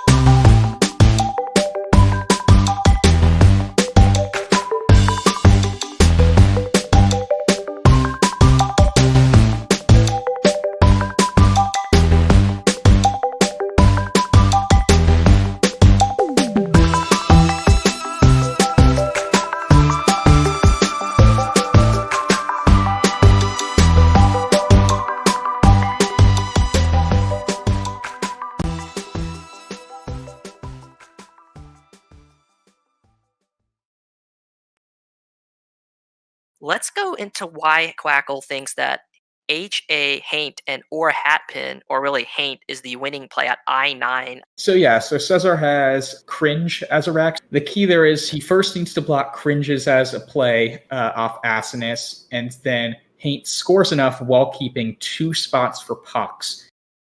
So that's the logic behind a play like Haint. And it looks like he's playing Haint now. If Jackson puts down Haint and presses submit, this is master class of Scrabble. I think the key there is if you see Cringes, you have to be looking at all the ways you can block it and scoring enough. And so Jackson is highly rated for this reason. He finds these out in 2 sequences, which are so hard to see, especially with so little time and being broadcast live. This is it's a disgustingly good find what he just did. That's the kind of quality play we've seen every night on this Tournament of Champions. Yeah, this is just Cesar shaking his head no. He realizes, I can't believe Jackson found that play. I was in such good shape. After a play like Way, I'm up. I can't believe Jackson is just found that one win out of sheer force. So it looks like he's now going to play Carving, and he will hit 500. But Jackson is going to win this game because he has Pox down to the triple, and he's laying it down now. What a win for Jackson Smiley to start off this match and snap his 10-game losing streak to Cesar.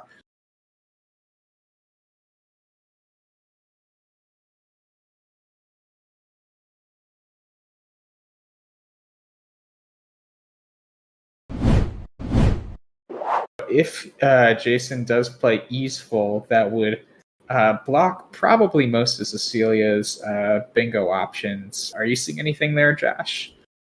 Someone has found the word that I was wondering if it was a word. Skyver. Is that good? I didn't know. It's actually a word. It's actually a verb, I think.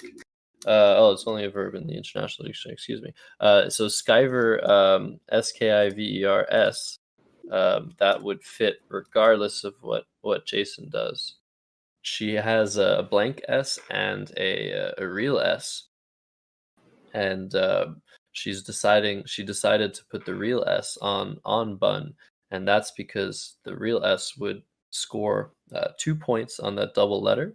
The blank would score 0 points. So just these little details. Once again, these players are very familiar with. And if you play Skivers the other way, it scores a few points less.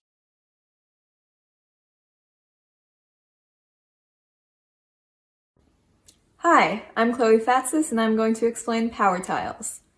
There are 10 power tiles in Scrabble: the 2 blanks, the 4 S's, and the J, Q, X, and Z. The blanks can be designated as any letter and should only be used for bingoing, or scoring about as much as a bingo. The S's are so valuable because they can be used to pluralize words. The J, Q, X, and Z are great for scoring, but be careful not to hold on to them for too long, or they may bog you down while you're trying to build toward the bingo.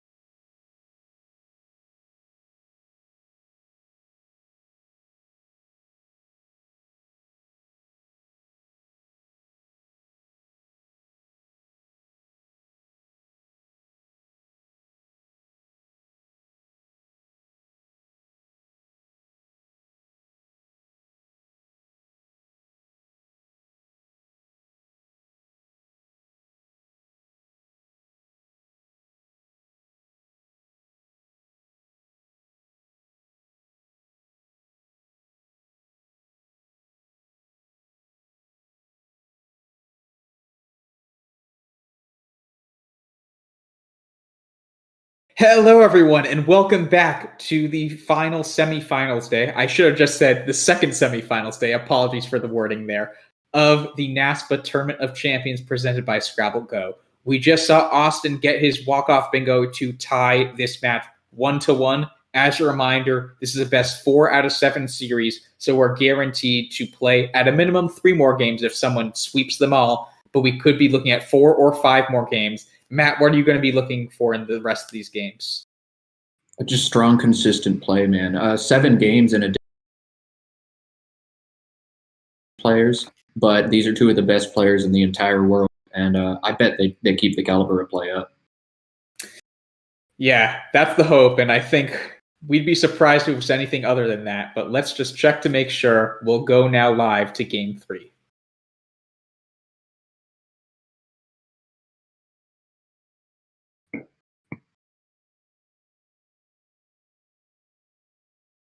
So Austin hits the rematch button, and we will be off. Austin holding a tens as a rack, and he is already putting it down.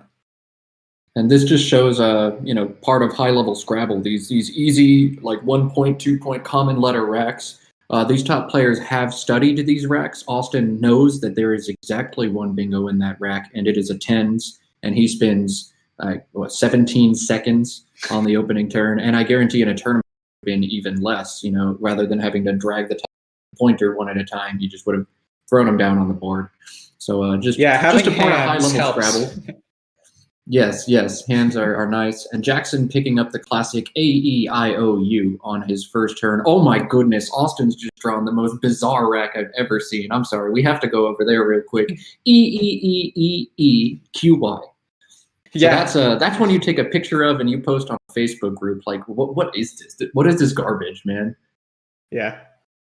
Right, we'll go back to Jackson's rack because that's the active player. Morris, what are you thinking? A-E-I-O-U-L-R here. Yeah, I first make sure I don't have one of the only 3 7-letter words that has all 5 of those letters. When I make sure I don't have one of eulogia, meowed, or sequoia, I'm going to do something like what Jackson just did of duo, keeping a really strong lead and just moving on pretty quickly. Okay, so Jackson holding the very bingo ILR, and that's further helped by the fact that there are 2 open T's and an open S on the board for him to work with. So he had to feel pretty good about his bingo opportunities there. And Austin very quickly with the rage exchange. Is he going to throw back 6 or 7? It's roughly the same to hold an E versus keep one, but I think because he had literally half of the E left in the game on his rack at once, he's not worried about doubling or tripling up on E. Choice there to hold on to one of the ones he has.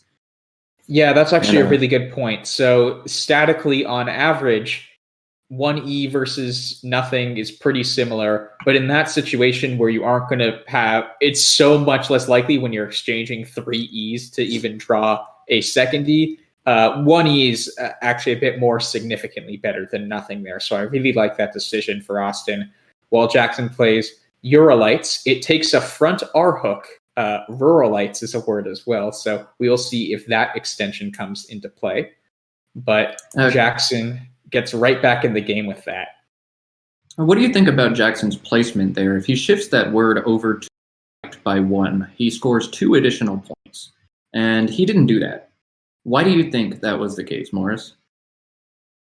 Yeah, it's a good question. I'm wondering maybe if he doesn't want the A from a tens to be a possible bingo spot. If that was a concern of his at all, he maybe just wanted to limit that option. But that does allow for some scoring spots there, so it doesn't come without risk. What would you be thinking, Matt, there when you evaluate those kinds of plays? I would have scored 2 extra points there. Okay. That's I'm a little confused about that. Maybe Dex coming down, making XU for 50. Maybe he's worried about his mom on the 7G square with that A. Not totally sure what Jackson's thinking was there, but he's Jackson Smiley. He's one of the best players in the world. I'm sure he has a valid reason for doing that. You can see Austin must be getting frustrated right now, scratching his head even as he puts down Juve and then another Collins only word. So, I mean, that frustration is probably going to build up over several hard-fought games of like, man, I could have played this if I were still playing in the UK, but now I'm playing with the North American lexicon, and these options aren't available to me. I mean, there's nothing wrong with a play like Java. That's very fine. Now, Jackson has genomic on his rack. Genomic does take the S, so he can bingo down to the S in a tens or the S in Eurolites. I believe he has commingle through the L as well. So Jackson's going to bingo. And Austin ends up playing Java, which I think to do, at least in this lexicon. But man, it's got to be kind of frustrating. Juve looked like a pretty good play. You can't do that. Java's fine. I think Java's about the same. Yeah, so we see Jackson had commingle set up on his rack prior to Austin blocking the spot.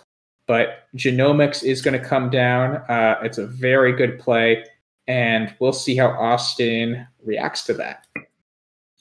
So Austin's drawn EFNNOST, which kind of looks like you might be in range, but maybe not. But you have opportunities to score very well, or to lead. Hold ENST or ENOST. Both of those are quite bingo prone. And you've still got scoring opportunities as well. You can throw down FON in a number of places and hold very bingo prone stuff. So I bet that's what we see Austin do is FON somewhere in some capacity. Likely to the right side of genomics, making F, no, and on. Yeah, so that is the question. Do you play it to the right side of genomics or the left side? And I'm not sure if it's genomics or genomics. I've heard both before. But yes. both have merit. This placement scores more, but it is also a bit riskier just because it opens that triple spot. However, on does take the back hooks of E and S, which Austin has both of. So it is a spot that Austin could pounce on in a future turn, but he has to be thinking about how likely is it after Jackson draws 7 random tiles for him to be able to take that spot instead. So I mean, this board is wide open too. So I think you feel bad about that spot. Remember, Eurolite takes the front R. So and you've got the S in Eurolite to bingo through. You've got an E to bingo through. Those are the 2 best floaters you could ask for. So just tons and tons of potential on this board. And there was a G open and a triple. So you don't really feel so bad about opening a triple word in that case. You just score the points, keep the great leave, and Austin's going to be rewarded with that leave by drawing one of the easiest racks in Scrabble, ATONIES, Atonies is a valid word. So we'll see what Austin's able to do. Jackson's not in great shape over here with his pull. Yeah, this will be interesting. I mean, I actually don't see a spot for Atonies right away, at least. I don't even see 8s. There's Astonies. Oh, right, Astonies, yes. Weird way of saying astonish to the S. Yep, so that will bingo, but that will make the board even more wide open if that comes down. If you're Jackson here, though, since it is his turn, we should focus on him first. It's a tough position. You can't really play down from that spot that Austin just opened up. You might be looking at Ruralites plays, but I think this OE idea that he's now putting down is really strong. Jackson is holding 5 vowels there. 3 vowels and 2 consonants is a lot more synergistic. It also opens up a pretty good lane, too. I think it's a great idea. Would you prefer something like Robe, which he has down now, or OE, which he had down before? I prefer Arrow. Arrow, right of course. That's awesome. The way to get out of this. Quackle's 6 points higher than everyone. That's a very tough spot. You have to remember the Ruralite hook. You have to find Arrow out of that rack. You have to put it all together, and it just barely fits there, too. So impressive find by Jackson. I'd expect no less from him. He's a fantastic player, but really huge that he was able to find that. Those are the kind of plays that win games. So Austin's coming down with Astonies very quickly. There's not really any other available bingos, and there's no point trying to fish. Just take your points. Don't feel too bad about opening the triple. Just go ahead and bingo here. Yeah, and so Jackson has a rack that looks a lot like what Austin started out with when he exchanged. He has the 3 E's and a Y. No room for Tiger Eye right now, which is what he has set up minus the T, but Austin did not play the T in a space that allows Jackson to play 7 contiguous tiles after it. So he will need to be doing something else this turn, although Tiger Eye would have been an awesome play to come down on the board. What would you be looking to do here, Matt? This is tricky. I'd be looking to score, absolutely. I think, something, wow, Quackle's found jeering from the J through the N. Yeah, that's the kind of play you want to make here for sure. You can't feel too great about leaving an A in a triple line, but to work your way out of a junky rack and get 30 points like that, that's pretty nice. That I'd be impressed if Jackson found that. That is weird, disconnected. You could be thinking about a play like YE and YON over at L4. You could be thinking about a play like Eyrie, EYRIE, making O-N-E over in the O column, hitting a triple word. There's a lot of options for Jackson to consider here. And aside from jeering, all of them are kind of the same. They accomplish different things and knock out different threats, but in terms of overall valuation, like they're about the same. So we'll see if Jackson's able to find that pivotal jeering play. And if not, we'll see which option Jackson chooses. If he wants to be a little bit more aggressive and try and hold EGIR and go for like a bingo or die approach, or if he'll play a little bit longer with Eyrie and just, make what's probably a more consistent play. Yeah, I mean, it's tough. I'm surprised Yogi wasn't simming higher there through the O in Astani's, just because the R and the E have a really nice natural spot. Wow, he's playing jeering. So while he's playing that, yeah, so the R and the E would have had a really nice natural spot in the last column, making Nor and 1 for re-bingos. But this is too many points even to think about that. This is absolutely the right play. A stunning find. This is actually the kind of find we've seen Austin make the past few games, of just like his ability to find these weird insertions. And Jackson is now showing, hey, Austin, I can do a bit of that too. Absolutely. Jackson's really made impressive plays the last two turns. Arrow was really tricky. Hearing was really tricky. And an points better than the rest of the options. So big shout out to Jackson for finding those. This is why he's the caliber of player he is. This is what makes a Division I player, but also a 2100 player better than a 2000 rated player. Yeah, and so Austin is considering a lot of options right now. Ilex is the highest scoring play here. It scores 52 points, but we see he's also concerned about that triple lane with the A. It's amazing that continues to stay open. But sometimes when you just have a much better scoring play, you don't worry about it. One other thing about Ilex is it does take a front hook of an S. Silex is a word. And so that could be another thing Austin considers there, though I doubt that's high up on his list of things he's considering, at least in evaluating the value of Ilex. This is a position I think Qualia now. You address the score 48 and cash in your Q, and you just wait with your X. That spot might go away, the spot where he has Ilex available, but you can literally just plunk the letter X there for 50 points. And even if that spot goes away, he still has other options for the X. I mentioned earlier on in the stream that the X changes in its value a lot depending on the shape of the board, but he's got the double letter square at EG3, and he's got the triple letter square at 6F. So the X is really solid. You've got to play Qualia here first.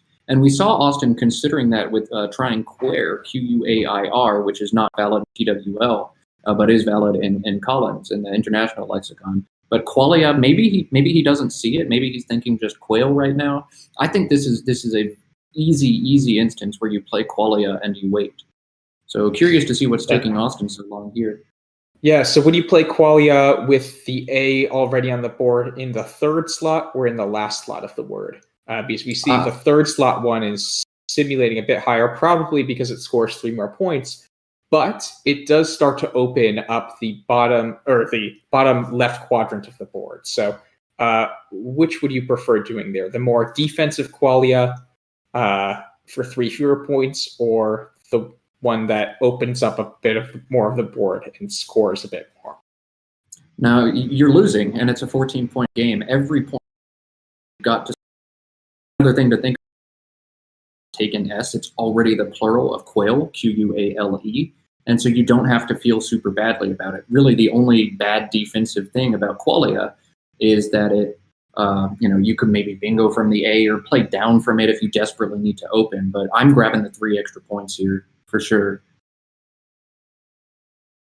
Yeah, so we will see. Austin was even considering Lux there, which that seems like a really weird play just because Lex scores so much more than it. Very a few curious. rows down. Very curious what Austin is thinking about here. We'll have to ask him. Okay, so it looks like now he's playing Quail, which surprises me. I would certainly want to play Qualia here if I could. I'd like the 3 extra points. I'd like to shed 1 additional vowel. I'm wondering if he just doesn't see it. I'm wondering that too. Yeah, I would maybe even prefer keeping the L here and just playing Quai over Quail. That L is 6 points. I guess it's 6 points. Yeah, that's fair. Can we get a look at the unseen pool? Maybe he sees some vowel consonant show issues that he's dealing with. Let's see, 7, 10, 13, 14 vowels left out of 46 tiles. Wow. So I bet that's what he's thinking about right now. That's why he looked at LUX. Just keep 4 vowels and the QU together. Okay, now with this knowledge, Quail certainly seems like it's a better option. You know, you want to be conservative. You really want to be holding on to vowels because you've got a really heavy slant of consonants left in the bag. And hugely, Austin picks up one of the 2 blanks after that play.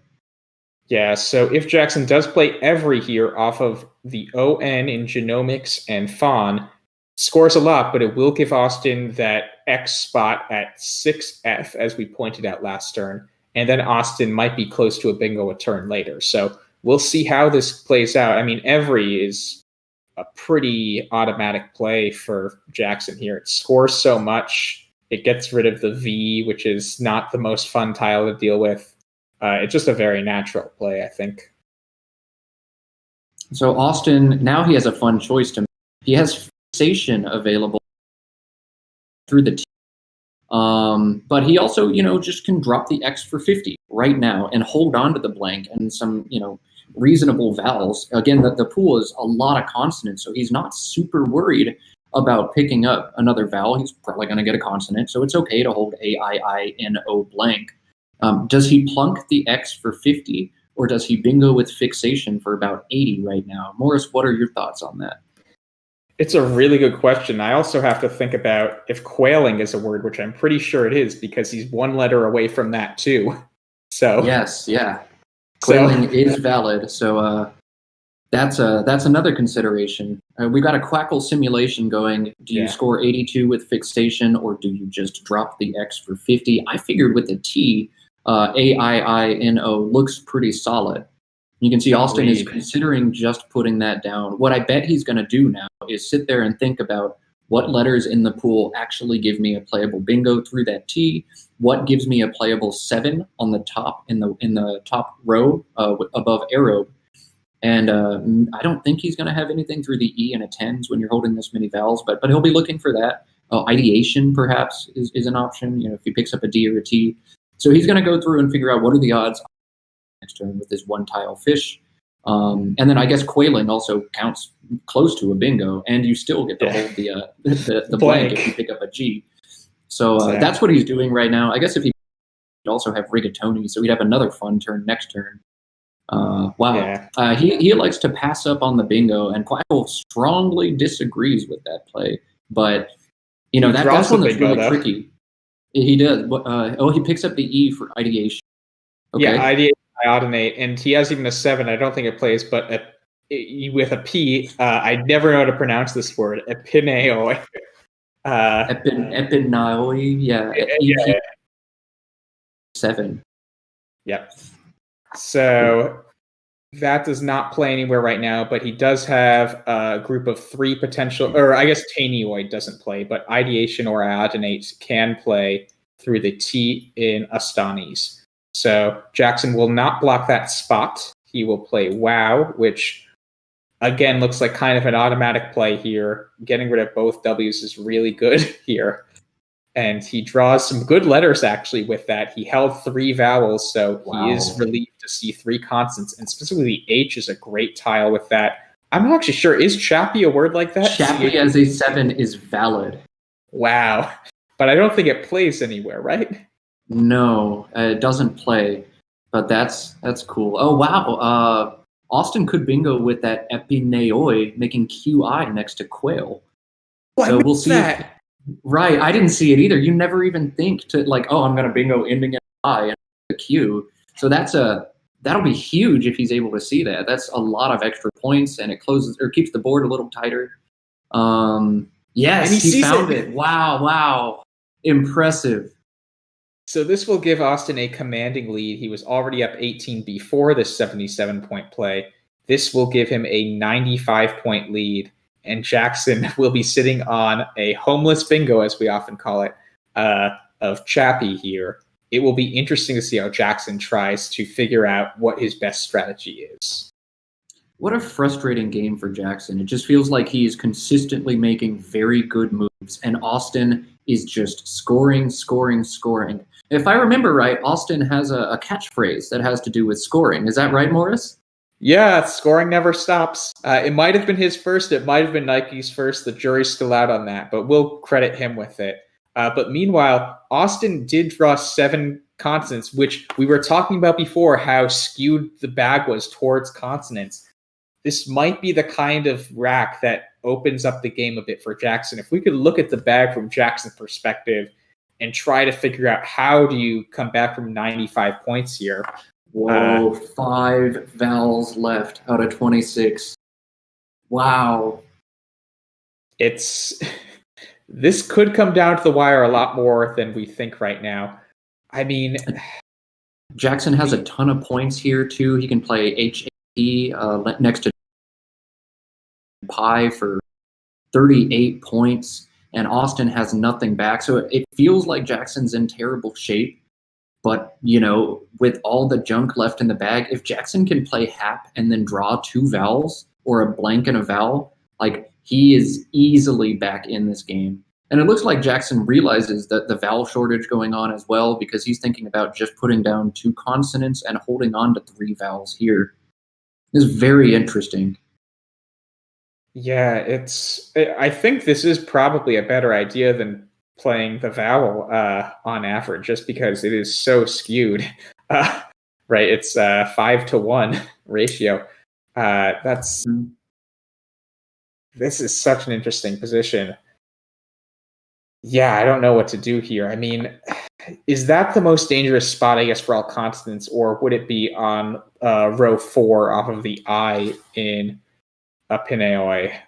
Would that be a more dangerous spot to block? I think you have to think if you're Jackson right now, and I think the best spot for him was probably through the I in Epi Neoi. He's got filk there right now, which is like a weird version of filk music. But he's also thinking about, wow, he has the K. That's just a ton of points for KAME right there at G7. Wow, is that valid in the Collins? I think I've seen that before. Yeah. Wow, indeed. Yeah, this is tricky for Austin. To me, filk looks like a very good play, and if I'm Austin, I want off as many of these consonants as I can because I know they're just going to keep coming. But man, kame, or however you say that word, that is 36. That's too much to pass up. So if you're Austin, you have to decide: do I just score, or do I try and balance my rack a little bit better and give myself flexibility down the road? And of course, I think we know Austin's answer to should I score or not. The scoring never stops if you're Austin Shin. And wow, he picks up a blank. Huge for him. Yeah, so he will have, I don't think he has plays anywhere. He has Quailing with the blank. And I think that's going to score so many points that's going to be game over. Yeah, that's a great point. So if he does spot Quailing and decides to play off his blank for a non-bingo, that will put him in really good shape here. Meanwhile, we are simulating Jackson's options. It looks like he is looking at cap right now, similar to Hap last turn as an option, and he decides to play that. I think it's a good idea. He needs kind of everything to go right coming up. Ooh, he picks up some good tiles. Yeah, some very good really tiles on this board. And he's going to play Quailing right away. He sees it right away. I bet he was thinking about it. Oh, he's going to actually play it. So that's 48. That's going to put him up well over 100. But with all the junk left in the bag for Austin, if Jackson bingos and Austin has 7 consonants as a comeback, Jackson could still win this game. And so Austin can't feel as good as you might think here. This is going to be really interesting to see what he does. And I'm wondering now, he was holding another eye, I think, when he played Quail over Qualia. I wonder if that was part of his thought process. He was holding the eye and a blank there, I think. So he might have just been saying, I believe it was no, he didn't have the AIX. blank. Yeah, he didn't have the blank. Yeah, he had the X. That was the tile. So, but it would have been amazing even when he played Quail if he was thinking about quailing possibilities when keeping an eye. That would have been incredible foresight. So Jackson sets up wares on his rack, WZ, which is going to be 54 points. And we'll get Jackson very close to back in this game. But Jackson's going to be devastated to see this second blank come down. Jackson's going to have to play off 2 of his 3 vowels. And I want to say there's only 2 or 3 left in the bag. Jackson would definitely need both and some help to win this game after wares. But I don't think he has any other decent options. I'm not sure what you do if you're Jackson. We do have 1 unseen S, right? So I think so. Wow doesn't take a back S though. So it does. Yeah, it's a verb. Wow takes a back S. Of course, I'm crazy. Yeah. I never know those sounds. Like I lost a game to Alex Seaholm at the Nationals that he won because I forgot that YAY took a back S. It's really tricky with those sounds, which are verbs, which are nouns, which are just sounds that you can't do anything to. And I can't keep them straight. So one thing here that I wonder if it could affect Jackson is he might not even notice that the G is going to be a blank here right away. Just because normal Scrabble, like on a real board in front of you, you don't get to fill in a blank tile with a specific letter. But on an app, it's harder sometimes to see that something was a blank tile. So I wonder if he'll notice that definitely, just because it would affect his decision-making here if he thinks that a blank is still in the bag.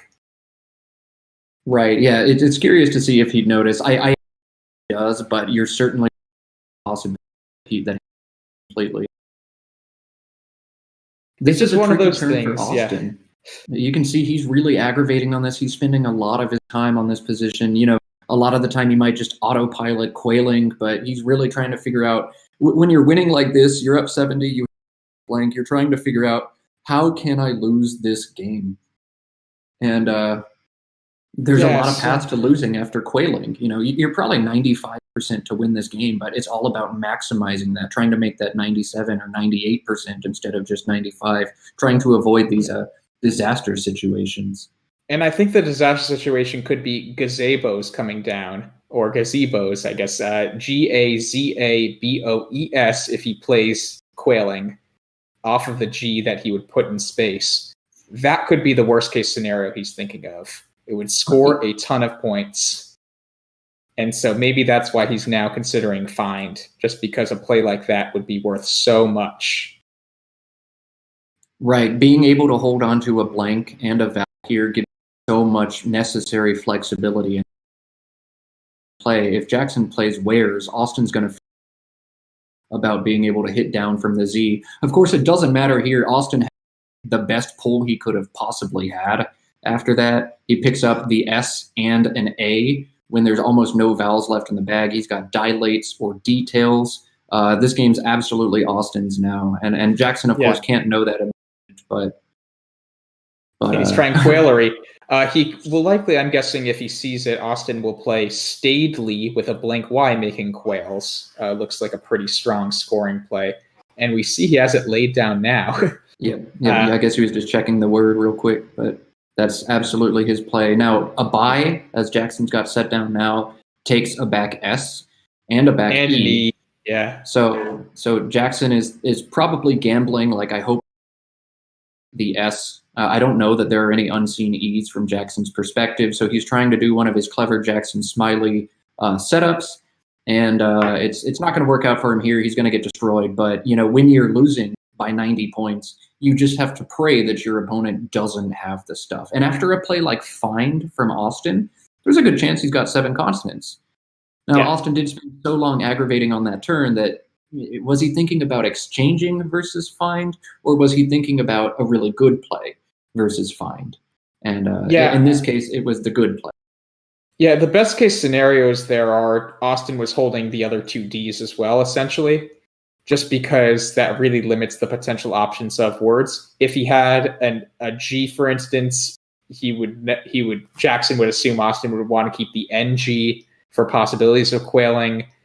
If he had higher scoring consonants, he would probably find a higher scoring play than find in some way. So I'm guessing Jackson has to hope here, if he's going to make a play like a bye, that Austin was holding both Ds. And he was holding one of them, so it wasn't too far off. But unfortunately, fortunately for Austin, unfortunately for Jackson, Austin has a much better rack than Jackson would hope for with a play like a bye. Right.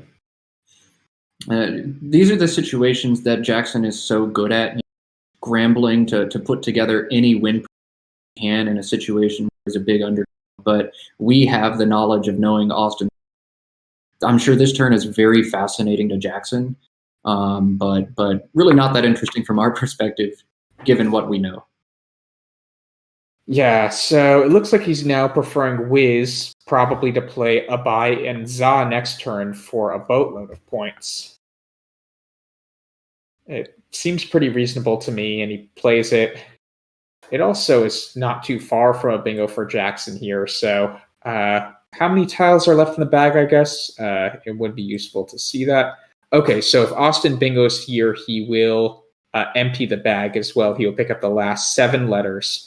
Interesting, Quackle points out a non-bingo keeping the blank of distal directly below the play Jackson just made. It would make wows, which we have confirmed is a word. Yes. It and za for 52 points. That would be an incredible idea. That's exactly right. Leaves one in the back. Distal is such a fun, cool play. It definitely racks up more spread if you're playing in a tournament. And just kind of a little flex, 52, and I'm holding a blank. What are you going to do about it? Yeah. I might even, in that situation, just turn the blank over and show it to my opponent and be like, you are screwed. Yeah, unfortunately, I don't think Scrabble GO yet has that ability to trash talk. We're hoping it will come out in the next set of updates, but we haven't gotten word yet, so maybe there'll be a future update to do that trash talking. For now, you can just use the chat for that sort of flex chat. So that's going to be game 3. Austin's going to go up 2-1, barring. I mean, I can't think of anything that could happen in this game at this point. But yeah, it looks like he's setting up distal now. I bet he tries, just sticks the S on the end just to see. Is distal's good? It is not, but surely why not just even attempt setting it down? And it looks like Austin is going to do the flex move. All right, 52 points, and I'm holding my blank. Deal with it. Yep, and it comes up red. Oh, he's trying distal. A lot of words that end in an L take a second L just for fun. Install, distill. Well, distill, specifically, just one letter different. Enroll is another one. So he tries that, and now he's thinking, just score 52, or do I just play Stadley or something kind of boring? If I'm him, I'm not emptying the bag here. I don't know that there's even a possible unseen bingo Jackson could have with the pool, but better safe than sorry, right? I think there was, because there were 14 tiles unseen to him. That's a lot of combinations to potentially go through. Yeah, there's got to be something. There's got to be some stuff in there. After Stadley, you need one probably starting in a vowel. I'm sure there's something in there. And it really doesn't matter. Austin can't lose. Has a bingo to come back. Austin is going to survive it. So either play works fine, distal or Stadley. It's just a matter of what you do. I think your win percent's 100% either way, and spread shouldn't matter in a best of 7 series, barring a tie. Of course, I've said barring a tie 3 times already this stream. The more I say it, the more likely it is to happen. And that would give us, if there's a tie, it'd give us a really cool, fun game to watch. So I'm kind of rooting for that as well. So Jackson's going to make the play that he was setting up last time of a bye, and that will leave 3 on his rack. While they're finishing out this game, remember, if you want to start playing Scrabble GO, you can just put your phone up to the bottom right of the screen, scan the QR code, and that should give you the download page for Scrabble GO. Scrabble Go allows you to play Scrabble on your phone. It is great. You can see these players having fun. We hope you can have fun too. This tournament is being played for two charities, the NASPA Foundation for Youth Literacy and Dolly Parton's Imagination Library. The NASPA Foundation for Youth Literacy works to foster literacy, mathematics, strategic ability, and fair play among students through the facilitation and organization of word gameplay. Dolly Parton's Imagination Library is a book gifting program that mails free, high-quality books to children from birth until they begin school, no matter their family's income. That is NASPA Foundation for Youth Literacy and Dolly Parton's Imagination Library. We will put links in the chat. Feel free to donate today. So, Morris, are we going to a break after this game, or are we going to play straight through to round 4? We're going to play straight through. So it's 2, then a break, 2, then a break, and then I think we'll do some 1-1-1 stuff if Austin doesn't take the next 2 games as well. So it looks like Jackson is going to go out here with the nice greet and 2, and that will allow him to crack 400. So it's a high-scoring game, but Austin outscored Jackson, I guess. He didn't outwin Jackson, he just won. So that will give Austin a 5-15 win. Very nice job by him, and he takes the lead 2-1. Jackson will be going first this game, though, so maybe that will allow him to tie it up here. Yes, going first is a pretty large advantage in Scrabble. I think your chances are 45% to go second against an opponent who's the same as you. So it helps, small edge to go first instead of second. Yeah, I kind of think of it like the home field advantage in a lot of sports. I think I didn't hear it was quite that large. I thought it was 52.5% to 47.5%, so a 5% difference in total rather than 5% each way. But yeah, I'm not sure. It's easy to check, though, at some point, I guess. So we are ready to get underway for Game 4. As always, if you have any questions or comments, please leave it in the chat. Also, remember to like and subscribe. Like this video if you want to continue seeing these sorts of streams, and subscribe to the channel to see even more. We will throw to Game 4 now. While we get Game 4 started, I do want to put this awesome tournament together. Judy Cole, Josh Greenway, Will Anderson especially is running all of this stuff in the background. Morris has been very important in putting this together, and John Chu with NASPA helping organize this as well. And of course to Scopely for donating a large sum of money to charity to help increase the stakes of this event just a little bit. Yeah, and so Jackson, that is, did draw a blank. He did not get the blank he needed last game, so maybe this is the key blank he needs to tie up this series. I wonder what he's trying here. Annoying. Oh, he's trying auto gun. It is not valid for him. We just talked about advantage of going first, and ironically Jackson would much rather be going second here. He has 4 floating tiles that could give him a bingo. An E, an R, an H, or an L could give him out argue or out laugh, and he has none of that. So instead his rack is so bad that he needs to exchange. He throws back GOUU, which I believe is probably the thing you want to do out of that turn. Exchanging on the first turn is vastly underrated by a lot of players. There used to be this prevailing strategy called taking away the star, where you don't want to give someone a free double word score on the first turn. And I guess higher level thinking and the power of simulation has shown largely that doesn't really work. It's actually worse to give your opponent tiles to play through. Every letter you put out there, every unique letter, increases your opponent's chances of having an 8-letter bingo back by about 1% to 2%. Or if it's an E or an S, even up to 3%. So Jackson just decides, I'm not putting anything back there. And a lot of the time, if you want to play OI or AI or something like that on the first turn, it's better to throw them back in the bag instead, score 0, rather than taking 4 points and giving your opponent more tiles to bingo through. Yeah, it's definitely a good point. The other thing it does is it changes the tempo aspect of the game. When you exchange on the first turn, score, right, the other person's essentially going first instead, which has a slight advantage, but not a huge advantage. If you avoid exchanging on the first turn, then have to exchange on something like turn 3, then you're down tempo by then because you barely played anything on the first turn, just trying to avoid an exchange, only to delay it later. It's just delaying your problems a lot of the time, so it often doesn't work out. Meanwhile, Jackson drew 4 consonants, so I don't think he has a bingo here because Austin's play of via doesn't give him any 8s, at least none that I'm seeing. So right. he might I play don't think something Jackson like will bingo. he might play something like Vim here through the I in via. What would you be trying to do here, Matt? He's got some fun choices. He could easily play Vim. That's a very good play. He could also try and do something a little bit cooler, like Tav through the A for 6, because Tav is an extremely defensive play that gives back very, very little. We would see Austin's expected score next turn to be incredibly low. But I think Vim is just too good to pass up, as much as you want to have a fun board with like a terrible, terrible situation. But I think Vim is just too good. APRT blank is an amazing leave where you'll bingo most of the time.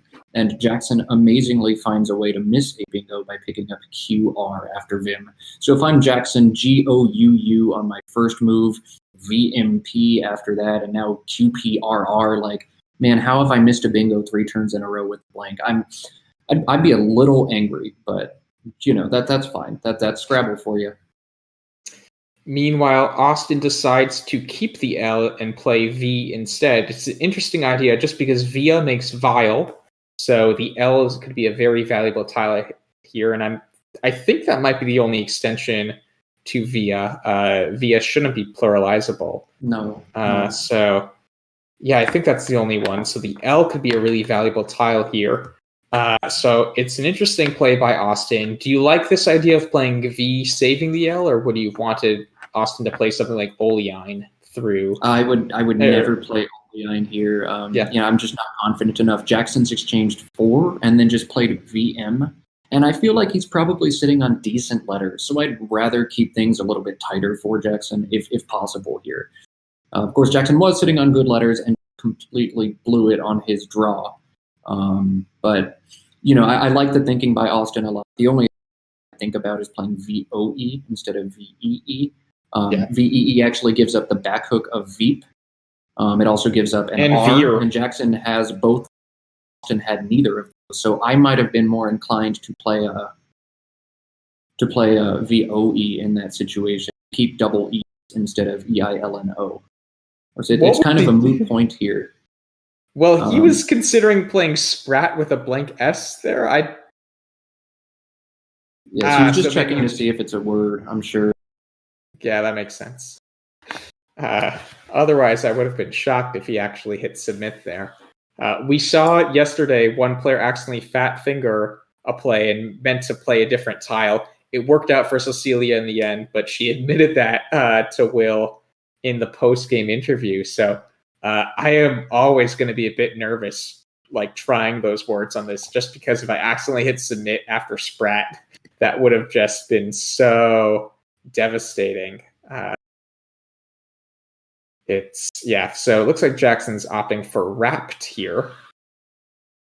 He's checking trapped. Let's hope he doesn't hear that fat finger. He took back that devastating blank if he had fat fingered there. Yeah, so trapped and wrapped with a W in front should both be valid front hooks to wrapped without a W. He could also play wrapped vertically, making REM. That's another consideration. Wrapped, of course, is a past tense already, so it doesn't. I think it's actually an adjective because wrapped is also good. So it doesn't take a back S and is quite defensive. REM that it sets up does take a front T, so that's a consideration as well. This is an interesting and tricky turn for Jackson, and I could see a number of things. I would actually exchange here. I would too. QR. Yeah, I would too on this board. It just seems like, because Austin's last play seems more bingo-y than it actually was. Playing off EE there seems like you might be holding good letters, probably another E. So I think that exchanging makes a lot of sense. Just the game could be slow. And yeah, you don't want to open up too much for your opponent right now. Right, I agree. I would certainly be exchanging. The longer I think change when could be scoring a decent amount, but you really want to be able to get a bingo down pretty soon if you're Jackson, especially if you feel like your opponent might be pretty close. I think changing QR is the thing to do here.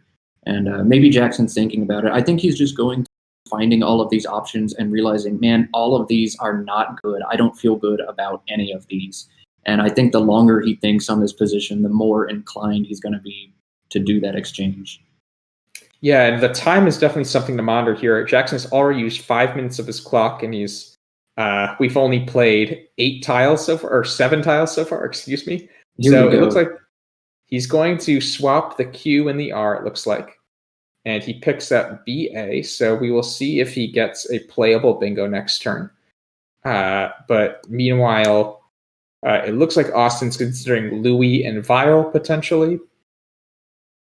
And Matt was absolutely right. The past few turns of Jackson's really demonstrate to Austin he being Jackson is very likely to be holding bingo tiles. So it looks like Austin makes the play of Louis, which is dangerous for the triple. But if he thinks Jackson's holding like 1-pointers or something like that, it's not nearly as risky as if he thought Jackson is holding the F or the H or the W or something. The scarier thing about Louis is it allows pluralizing it and to bingo through. You might think partable is a word. It is not. Jackson's actually not going to have a bingo through that E. But if I'm Austin, Jackson has exchanged 4, played VM, and then exchanged 2. Like, Jackson has to be incredibly close to a bingo. And I would not be giving him that floating E. If I were Austin, I would have also exchanged on that turn, probably holding ELN. But this is what Austin elects to do. The scoring never stops if you are Austin Shin. Grab those points if you can. We'll see if Jackson puts down partable. In a void tournament, there's no reason not to check. But, these top players are incredibly confident on stuff that looks like a word like that. But Jackson's got to be relieved to see Louis come. When you have no bingos in your rack, you get a great scoring spot. A part is really good for Jackson, or a play like Brat is also pretty solid. The B's not great for bingoing, so maybe Jackson will forego a part and pass up on some points to put Brat down. But Jackson has to feel pretty good about Louis, because both players, I think the other player is very close to a bingo. And ironically, neither one has had one the entire game. So it's all this, are you going to do it now? Are you going to do it now? No. Well, Jack Norman in the chat points out, if Jackson doesn't indeed play a part or puts the T out in space, Austin will have orations. So that will finally allow for a bingo to go down. So that will be a key thing to monitor here. It's going to be hard to not play the T off, though. I'd be surprised if he does a play like that. Maybe Para, but that doesn't seem nearly as good as playing something like a part. Yeah, there's no reason or to play Brat. Para. Yeah, he's going to try partable now, and it's going to turn up red for him. I think there's no way Jackson stringing the T out there, and Austin's going to get orations back. It's interesting. It's one of those cases where you make the right play given all the information you have, and it tends to be wrong. But Scrabble's a lot like poker in that sense. I'm supposed to fold with this hand, and then, that card happened to come out on the river anyway. But you have to play the odds. You have to do what feels right and what's right most of the time. So even though a part is wrong here because it's going to give Austin oration back, it's the play you have to make, and you can't feel bad about it. Yeah, and meanwhile, Jackson drew all consonants. So as Austin lays down orations, Jackson will not be able to bingo again. And it really starts to get a bit frustrating when you feel like you're so close to bingo so many turns in a row. I wonder what he's trying here. Orarions. So that must be an international dictionary word. So he just wanted to check to make sure that isn't valid in this dictionary because it does score more points. But now we'll go for orations. And I'm trying to remember if there are front hooks to orations. I don't think there are, but there are not. Please but I point it bet out we in can the see chat. some fun extensions. I bet there's something. Chat, this is always your Yeah, so like restorations or something. Is that what you're saying? yeah stuff like that. Like long extensions, adorations, perforations. Thank you, Alex Seaholm, defending champion. So close to that too. Oh my goodness, Jackson almost has it. Wow. I really feel for Jackson this game. Oh, it looks Trying like he's something.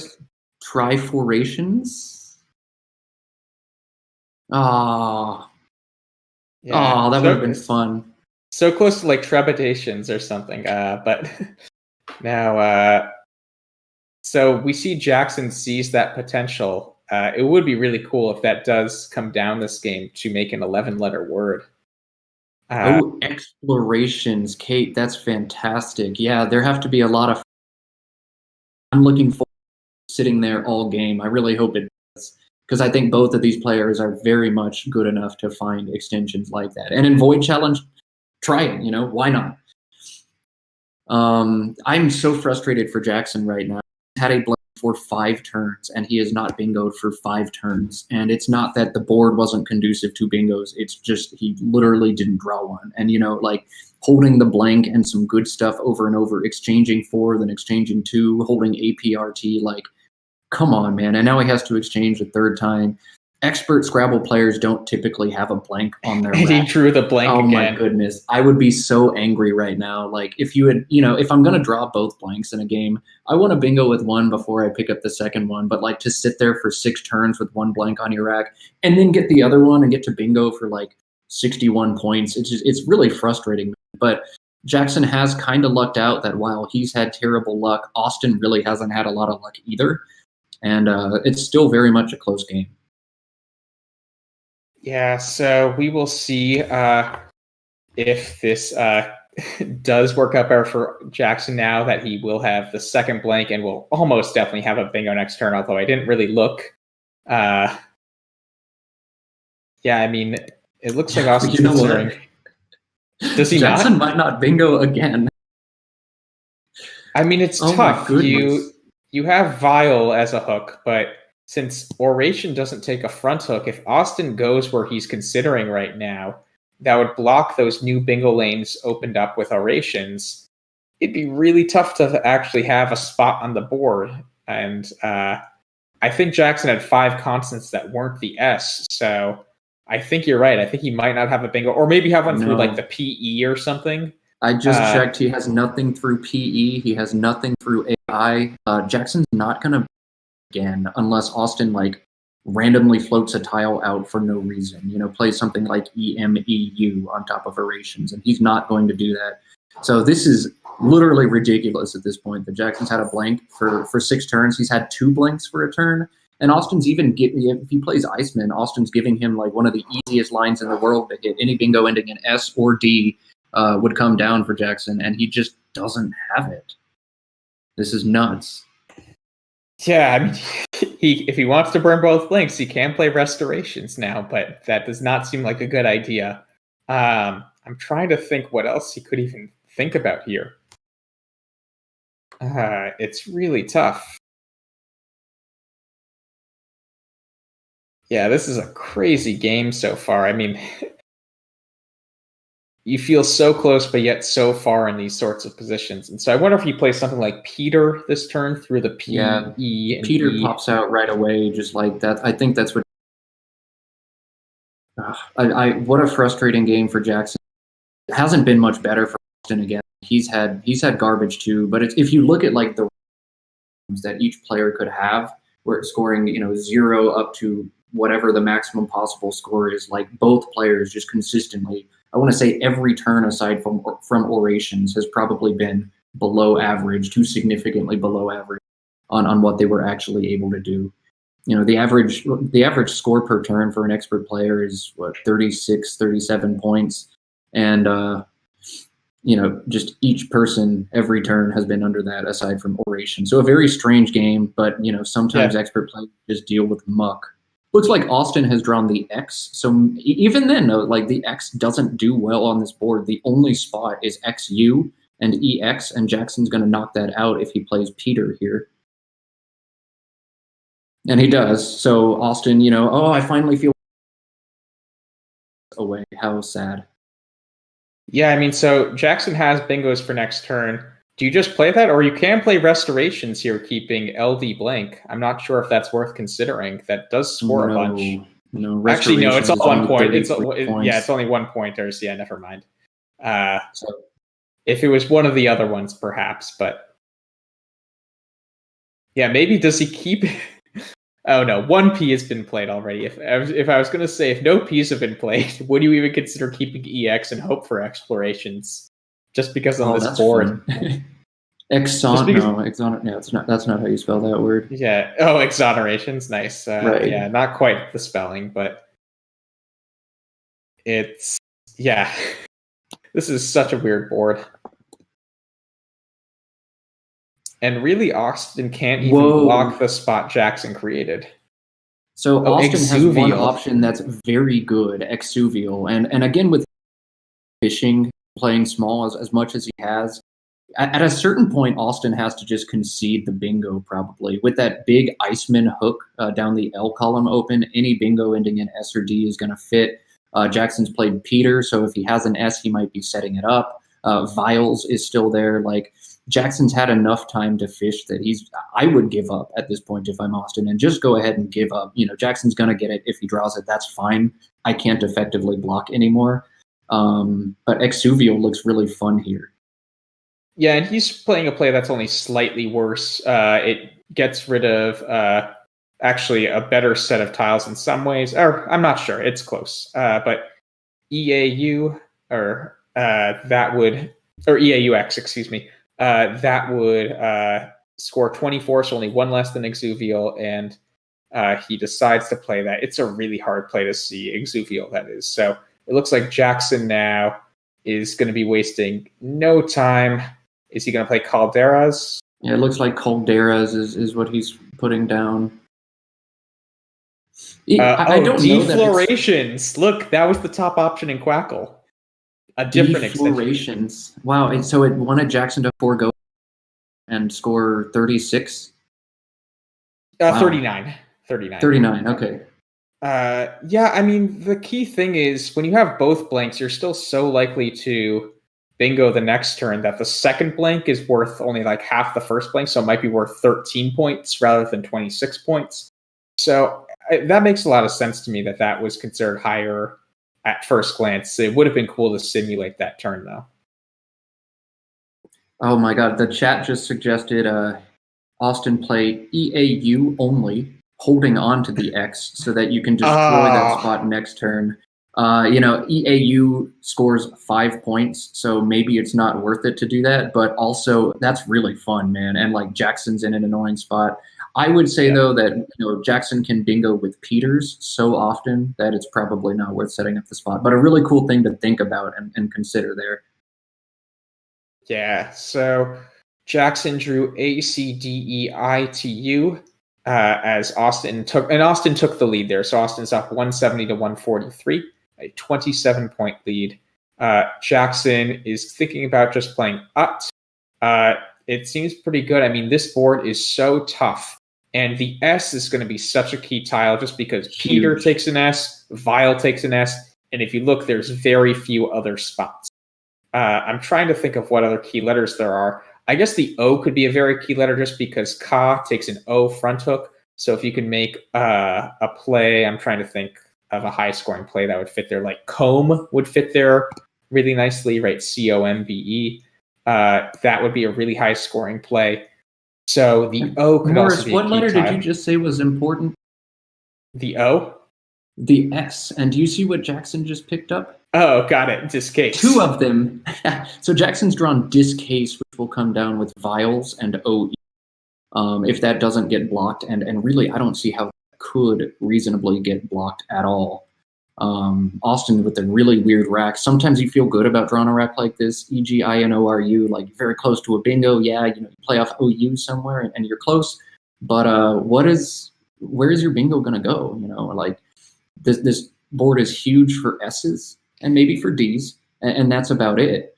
So I'm very curious to see how Austin plays this rack. This has to be a very challenging position for him. Yes, Looks like Austin elects to. I might do Oka and OE so OE making Oka and Eel, just because that would be a nice non-S bingo lane. And it would just give him another option potentially. I feel like this limits his options a lot. And I don't know. What would you do here, Matt? I'm not sure. This is very challenging. Oh, Goer's a nice wow, idea. Goer's nice. Goer's very nice. I'm looking to play off several tiles at this point because I really want to increase my chances of getting one of those S's, and I'm looking to score. This is a bad, clunky board, and I want points. If I'm not getting an S, I at least want points. So Jackson's going to see discase right away and put that down. Very obvious decision for him, and he's going to pull ahead, but he's also going to blow, and suddenly a lot more scoring opportunities come up. This will be a good one, guys. Yeah, this game can explode now, essentially. Even though both blanks have been played on one move, this is now going to be a wide open board. We see the top 6 rows only have one letter through it now that Jackson has played, or no letters even through it for some of them. But Jackson opens up a lot of potential scoring spots. And Austin last time with Goer, he kept IN, so he has an ING lane. If he does want to get rid of the W and the Y this turn somewhere else, that lane will be really hard for Jackson to block long term, and it will be a nice backup spot for Austin a lot. And I actually didn't realize Woody was a word. Has that been recently added? It's recently been added, yes. It's a noun. Yeah, woodies. I don't know what. Woodies. I've never heard of that word, but they did. That's probably the play you've got to make. You just have so many unwieldy tiles. Pun very much intended, and I will not apologize for it. He's almost 2 L's away from unwieldy. But I think that's a great way to clear it all out all at once, and that's a great play. And Jackson's pulled a strange rack. Wow. Yeah, this is just a strange game. All sorts of kookiness. So for Jackson here, he can't really make a play through the triple unless he does something like foul, which I don't think is right, although I haven't really figured out what does look right here. It's a tough position. I mean, the Z, there isn't really anywhere that you can use. Yeah, foul might be the top play according to the engine. That's crazy. And there are no remaining U's already, so that Q is going to be a major Trojan horse for whoever has it. I think there's a very good Jackson's going to end up having to exchange that at some point. And in a close game like this, without very many scoring opportunities, there's a good chance that whoever ends up with the Q at the end of this game loses. We might see something lame happen like QAT next to Iceman, but without that opportunity, I think Q is a very big deal right now. Agreed. And one thing that play did do was it set up Zoo with the O in foul and making OW. So that was actually a really clever play by Jackson, keeping ZO just to give himself a Z spot first, and then maybe he can deal with the Q after. But yeah, that's spot on by Matt. I mean, the Q really is terrible on this board. And so I wonder what Austin is trying now. Okay. So that is not a valid word in this NWL dictionary. This is going to be a tough turn for Austin. He really wants the potential to just drop the B is so tempting right now. Drop the 30 points. On a closed board, love to just do something like that. All 4 S's and both blanks are out. So initially you might jump to think, oh, well, whoever pluralizes foul is in great shape here. But that won't happen this game. This board is closed. Peters is no longer a factor. Bingos down the L column next to Iceman are not very likely anymore. It basically have to be an ED bingo at this point, or a word ending in N. And yeah. But just not a lot of friendly letters left, not a lot of opportunities. So I think we're a lot less scared than we should be. I think setting up Zoo for Jackson is a huge deal, and I just think whoever can pound out the most 25 or 30 point plays on a terrible board is going to win this game. No real reason to go for bingos unless you absolutely have to. And Austin, I think, is doing the right thing to do here. He just drops the B there. He's thinking about it, but I'd be shocked if he doesn't make that play. There it goes. Oh, well, he was one letter away from elaborations. I just realized there. Oh, I forgot about but the only L left was on Jackson's rack, so it couldn't have ever happened. But still. But man, that would have been cool. Still have elaborations is not available anymore. Evaporations, I think the V's are both. Yeah, the V's are both out. The X is gone, so no explorations. Do we have corporations? No, I don't think we have any. Except maybe perforations. Perforations. Is perforation still there? Austin could get it. Yeah, he has an F. Is there a P? There's one P left. One P left. So maybe, but I think our opportunities are drying up, which is sad. That would have been fun.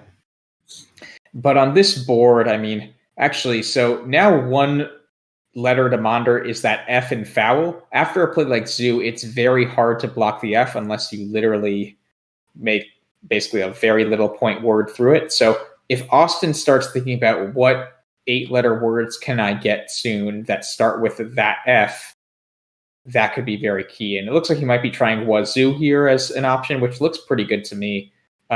Though it does give a potential big spot back to Jackson in this game. Yeah, it's just a bad tempo spot to be in for Austin here, playing a play like Wazoo. Because there's really there's like no spots on the board for Jackson to score. And if Jackson's holding an E, A, or I, he can just make a 4-letter word for a bunch of points. It just feels badly timed. I don't know. I think Austin realizes he's in pretty bad shape here. What I think he still bingo to the G and goer, and maybe he just needs to throw some stuff open to distract. I think the F is actually going to get blocked a lot more often than you think. There are three or four N's I'm seeing, 3 to Austin. An A and D or E and D can come down very easily, making Zune. So unless he plays something like Wazoo, can go away and probably will go away. Actually, no, there's only one A and one E. So I take that back. Now Austin is looking at playing and himself. Really, Austin has to decide how bad a shape am I in.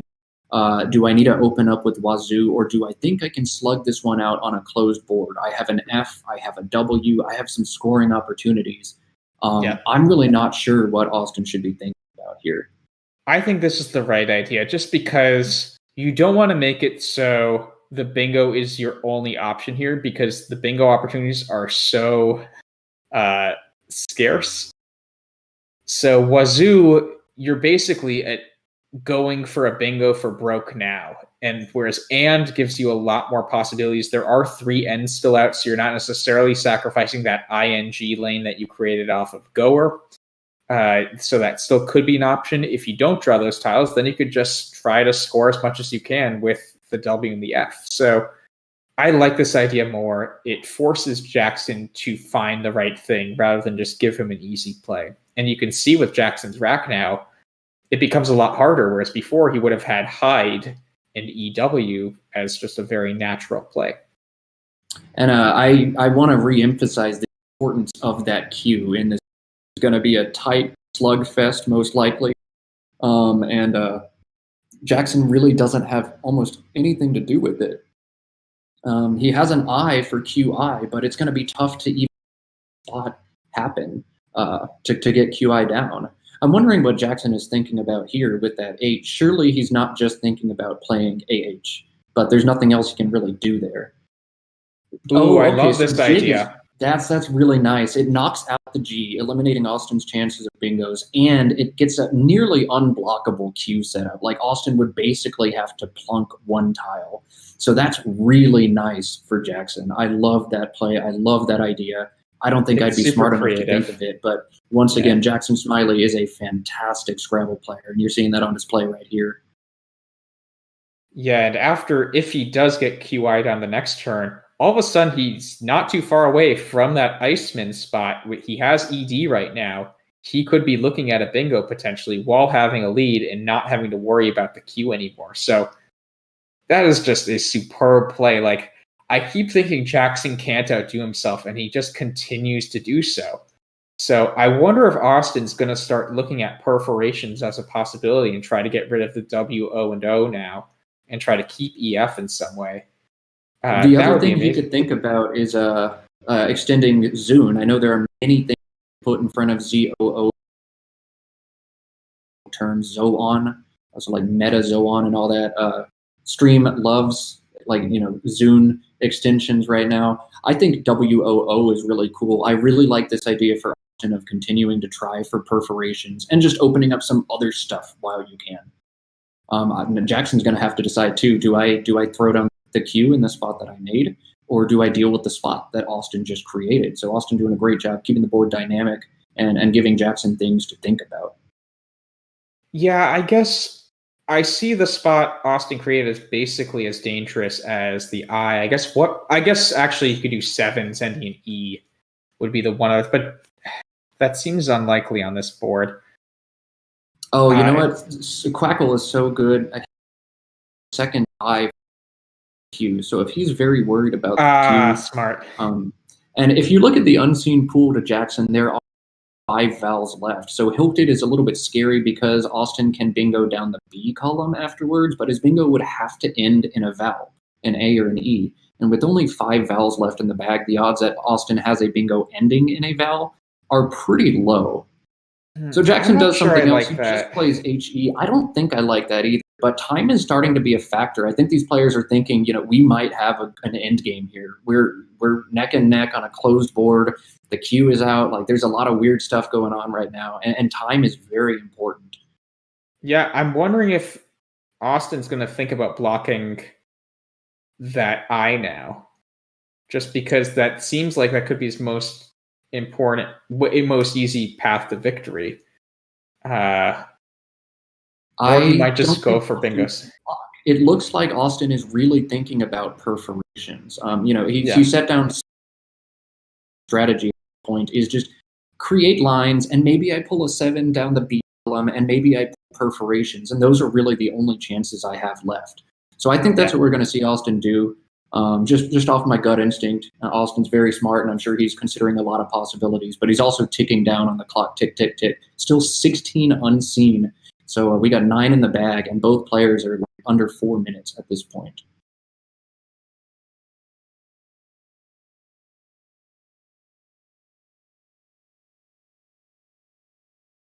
So one option with the I fish there, you can see Ria's, that could give frigate to the W or perforation. So he does a similar idea. He goes for fainter, which does play now off of Sig. It does make sign.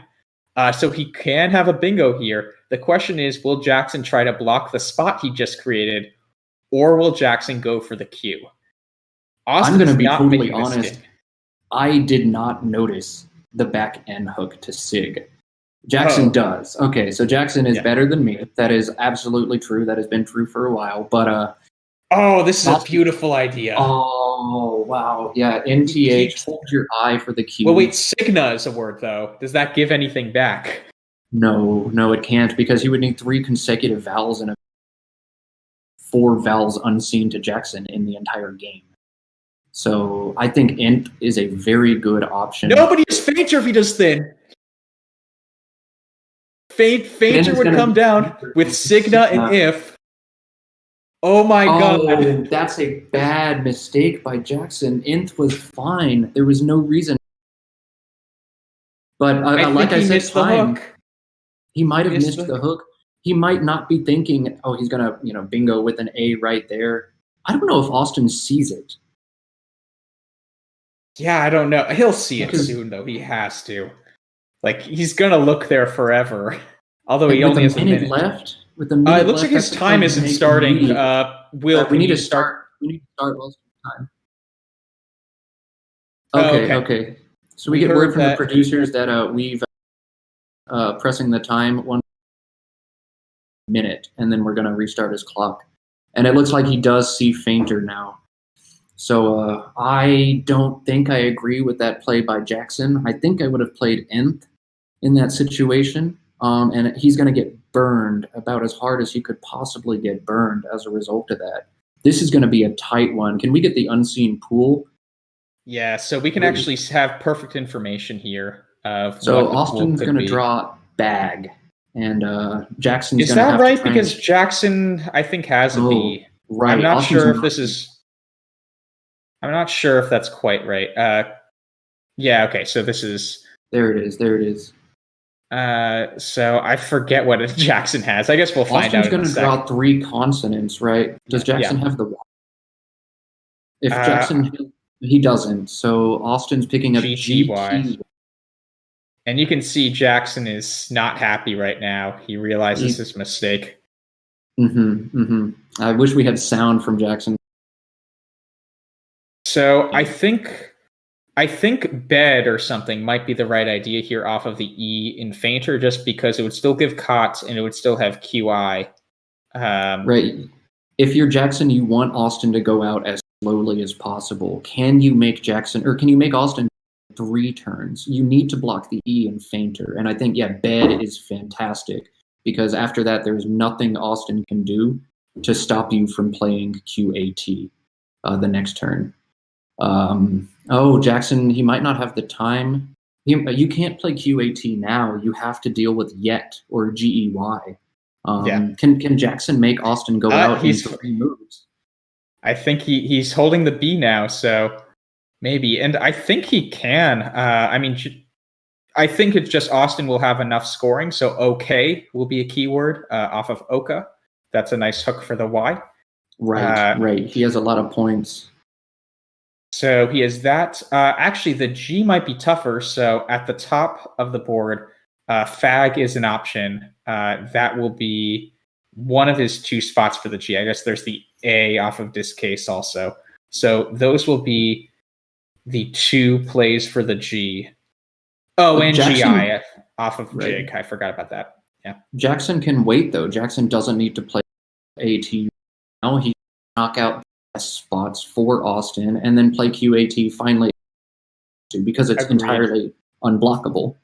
A thing and GIT. Oh, this is game over. Yeah.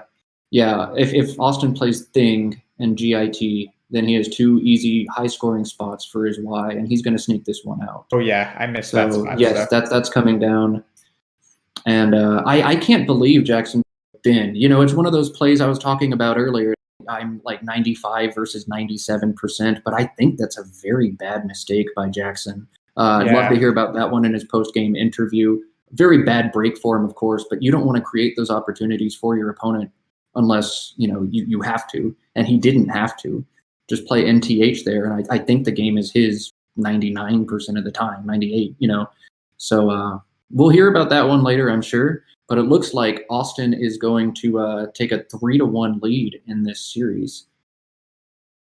Yeah, what a turn of events. So Rias too. That's a nice little wide dump. Wow. Yeah, I didn't see that. So Austin ekes that one out. What a great game, man.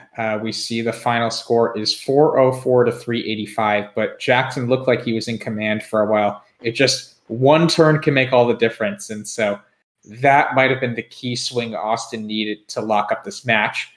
We will take a break here, so we will see if Austin can lock it up in the next game or if Jackson can continue fighting here. But man, that's a lot to process. I think I'm going to need this break. Matt, are you going to need this break? More than me, I think Jackson is going to need this break to think about what he's done. I'd take real quick, think about that mistake I just made.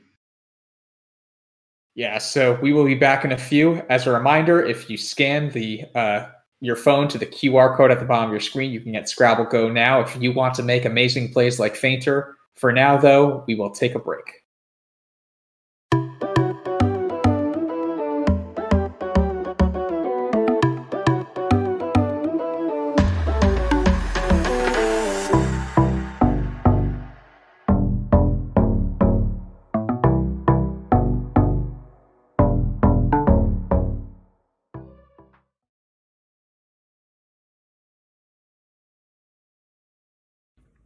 Hi, my name is Lori Cohen, and I'm from Tempe, Arizona. And my tip for improving your play is to focus on scoring more than defense. Look for the hot spots like the double and triple word scores and try to score as much as you can. And don't worry so much about blocking your opponent from scoring, especially when you're behind. So keep the board open and keep the scoring going. Hi, my name is Cesar Del Solar. I'm from Montclair, New Jersey. And one tip that I have for improving your Scrabble game is to study your two-letter words. They can improve your average score by at least 50 points. I'm Jason Keller from Princeton, New Jersey, and my tip for improving your game is to not be afraid of exchanging tiles if your rack is terrible. I'm Cecilia Lee. I'm from San Francisco, California, and my tip for improving your game is to make it fun instead of work. And so pick something that you're interested in. You don't need to learn the entire dictionary. Maybe pick all of the 8-letter words ending in A. Pick a few quirky things like that, and soon you'll be improving before you know it. My name is Lisa Odom. I'm from St. Louis Park, Minnesota. As far as for tips for improving the game, one thing that I use for myself is a mantra. The mantra is love, and it stands for look, overlook, verify, and evaluate. Look meaning try to see every area of the board. Overlook meaning you think you've looked, look again. Verify, make sure when you add up the points that you know what you think the score is, what is the score, and then evaluate, is it really the best play? I'm Austin Shin. I'm from New Orleans, Louisiana, and my best tip for winning Scrabble is to keep scoring, because scoring never stops. My name is Jackson Smiley. I'm from Toronto, Ontario, and one of the best ways to improve your game is to read an online or printed resource about Scrabble strategy. And one of my favorites is the book Breaking the Game by Scrabble Grandmaster Kenji Matsumoto. I'm Eric Tran from Calgary, Alberta, and if you want to get better at Scrabble, I would suggest meeting as many other Scrabble players as you can and just playing with them and talking with them and discussing Scrabble with them. So one good way to do that would be to look up your local Scrabble club and join a Scrabble club and find people there.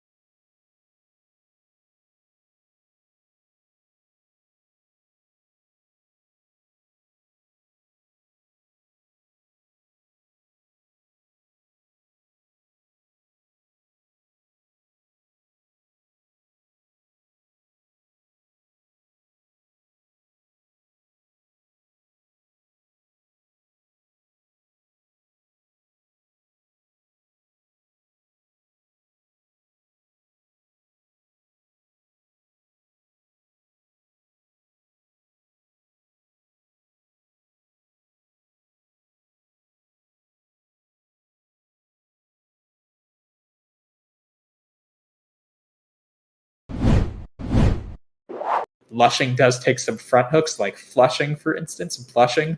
So that could be somewhat hard to deal with. So I think in-halls is a perfectly good option.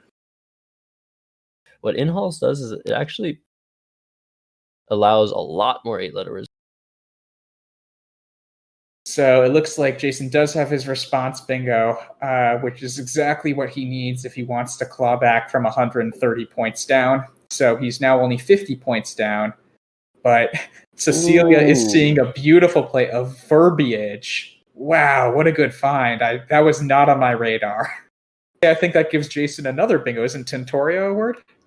Yeah, Tentorio is a word. And I think now we're just going to see sparks fly here, honestly. If these players keep drawing these balanced racks, yes, there's just a lot happening now on this board.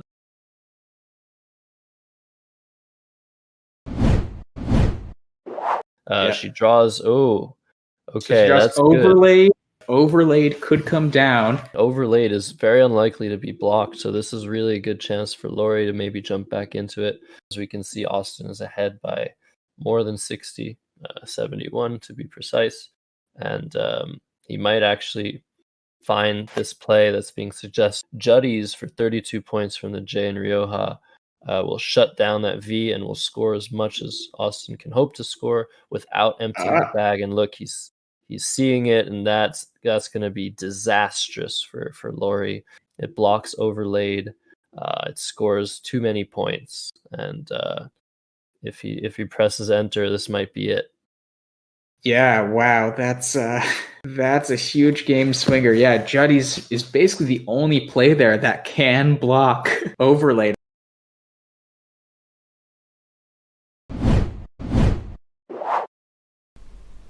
Hi, I'm Cooper Komatsu, and I'm going to explain what leave means in Scrabble. Your leave is what's left on your rack after you've played your turn. In addition to maximizing the value of your current play, it's important to keep a good leave to give yourself better opportunities for the future.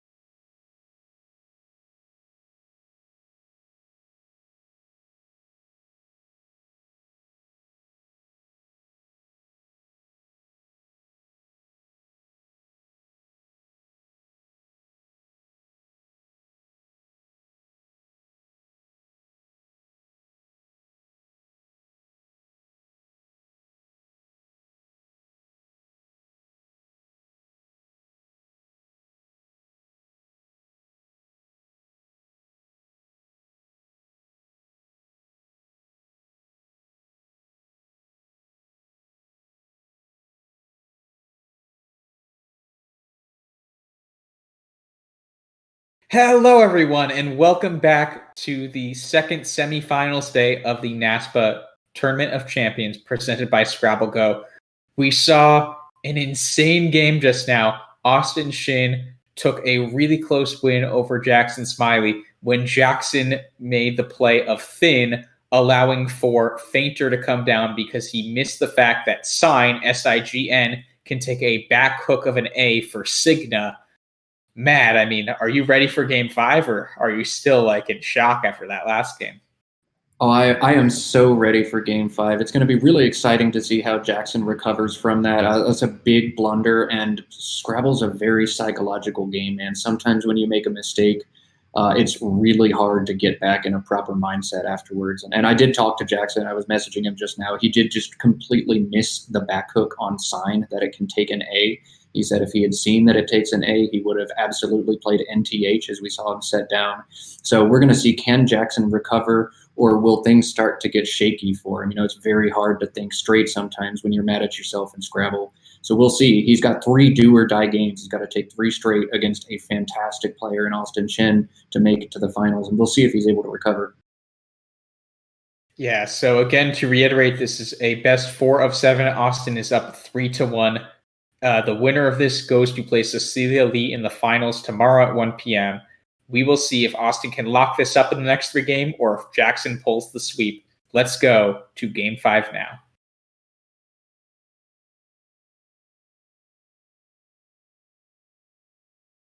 So we see Austin hovering over the rematch.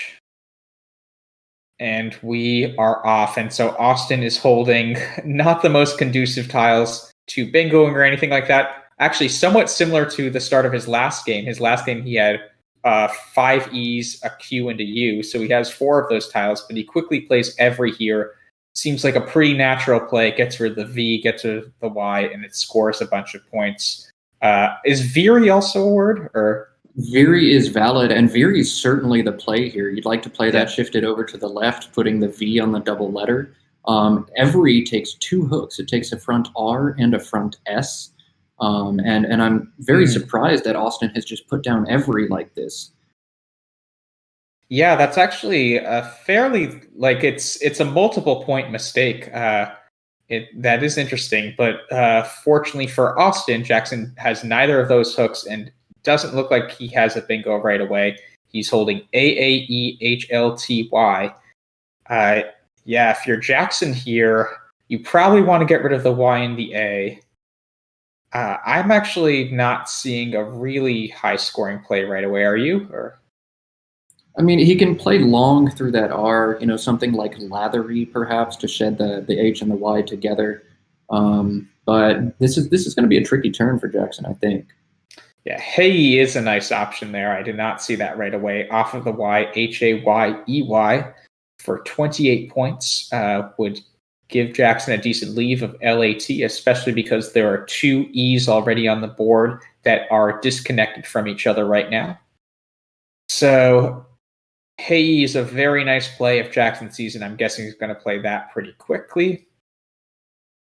It's a tricky word to find, though. It's like it looks disgusting. Why you don't think HAYEY? That's a tough one to spot. So I wouldn't be surprised if he misses it. I also wouldn't be surprised if he sees it and passes it up anyway, just because the overlap possibilities it opens up are huge. So maybe he plays something a little bit more defensive, like YEAH on top of every.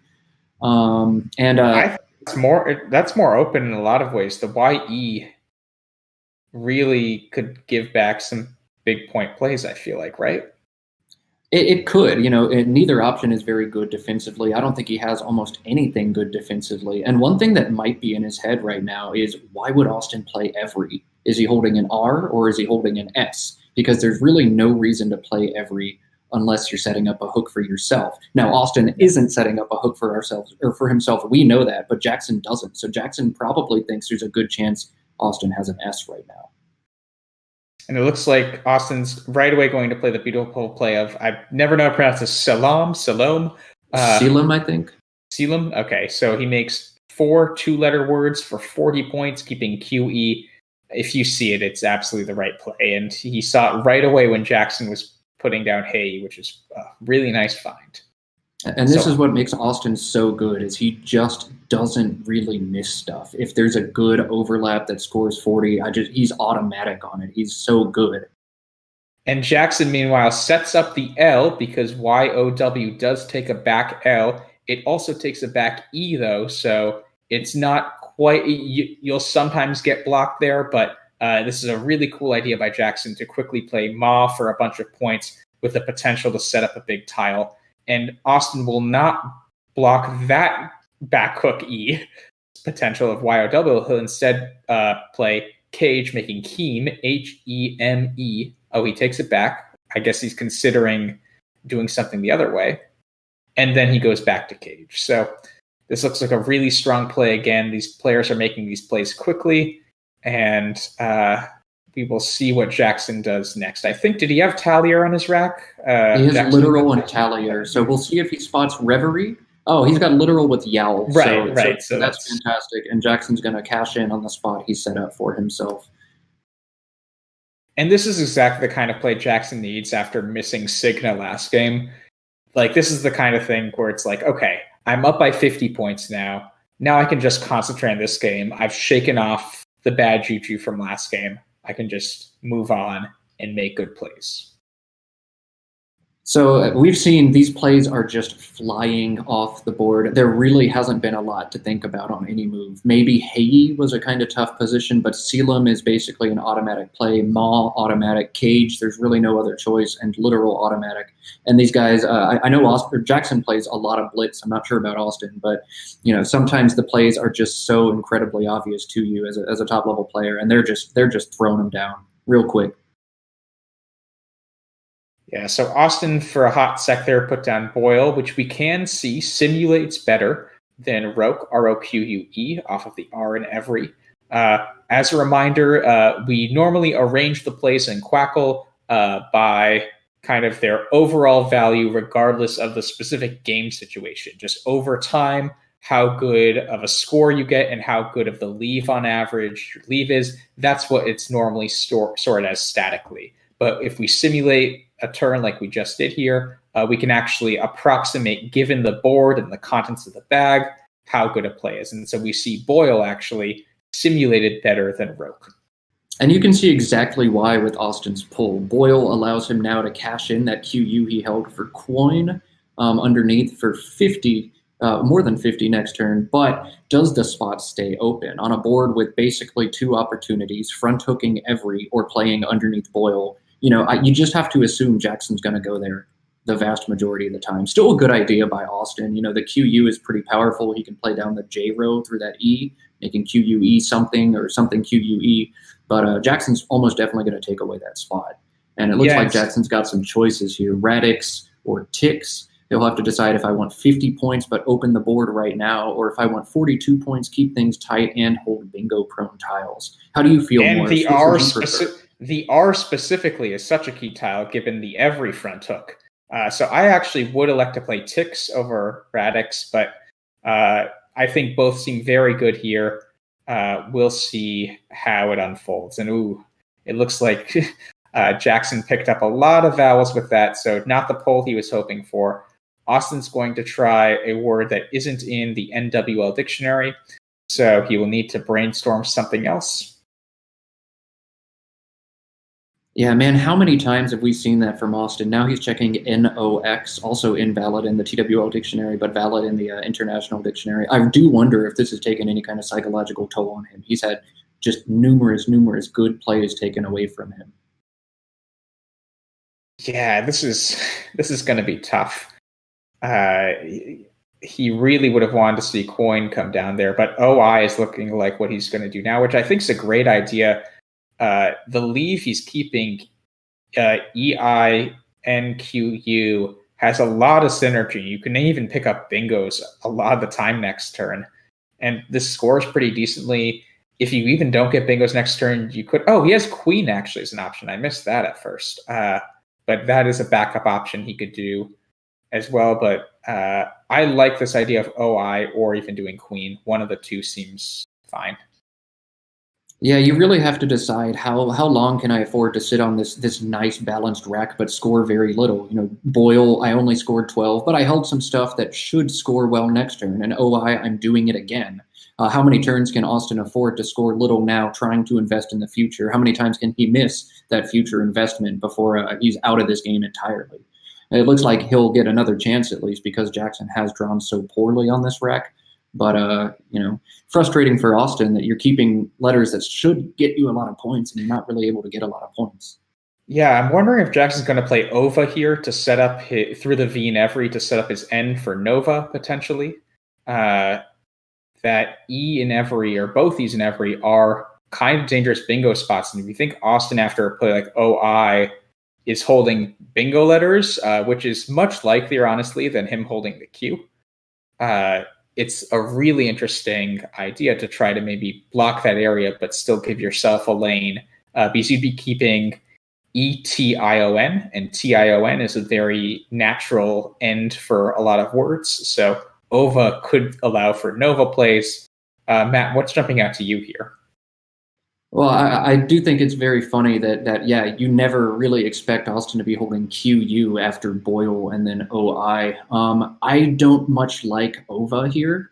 There's just too many bingo opportunities for Austin on the board between the front hooks to every. OVA does knock out like sevens that could play on top of or underneath every in the 7 or 9 rows. But so many bingos are still going to be able to play in other places. If I'm Jackson, I'm either looking to play off just OO, and there's not really a good spot to do that, or I would do exactly what he's doing here and just blow it up as much as I can, play a ton of tiles, and hope for better letters next turn. I like Toomey. And he got those, yeah. Yeah, well, it looks great now. He got the blank, he got an S, so he will be in great shape for next turn. A bingo should come down from him. Right, he's got up, raise, and in front of every. He's got quite a few options, and this could be crazy. So Austin looking at quid or equid. I wonder if equid would give up a triple. Quid would give up huge equid or squid plays to Jackson. Jackson's going to score a lot regardless, but is he going to be able to score a ton if Austin sets him up? That's the question. Yeah, it is tough because Jackson is holding a lot of vowels here, so I'm not sure if there will be anything. Oh, I just looked it up, actually. There would be one, eupepsia. But that doesn't fit. He would need the E just a little bit higher up for... Oh, no. No, it does fit. Eupepsia would be a triple if equid comes down. Oh, my goodness. Will Jackson find eupepsia? Will Austin give it up? Oh, my goodness. If Jackson triples again, that would be the confidence booster he needs after what we saw last game. Wow. Yeah, so this is definitely an interesting turn all of a sudden. It feels like the stakes have been raised. I'm surprised, though. What's stopping Austin from playing Quinn here instead of quid or equid? Just because that seems so much less dangerous. The score, he's losing by 90 points. If you play Quinn, that closes off a lot of opportunities on this board, and very quickly Jackson could just log you in and autopilot. So I think Austin really needs to take an aggressive shot here. I don't think you can just play Quinn and kind of roll over.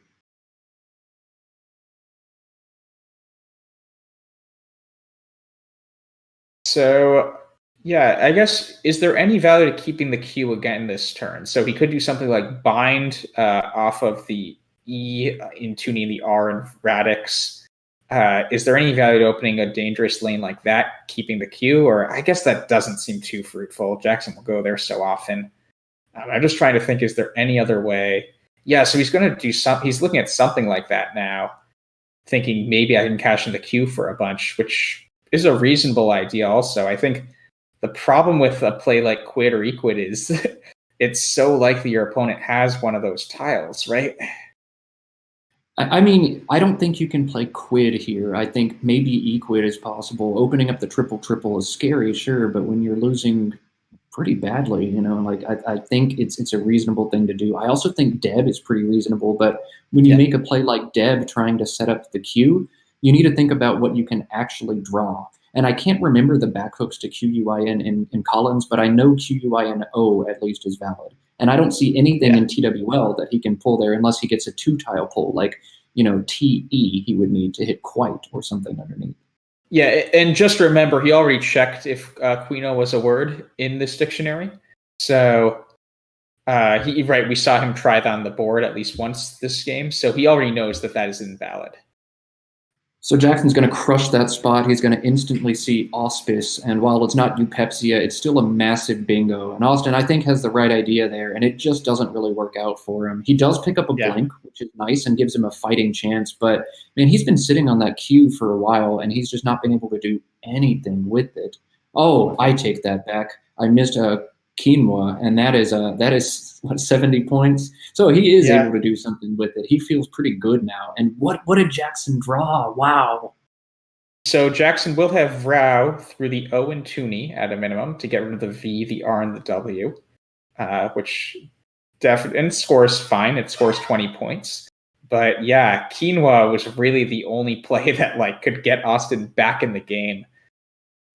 With the blank, he has at least an outside shot of winning. But if Jackson plays this game smooth, he's in pretty good shape.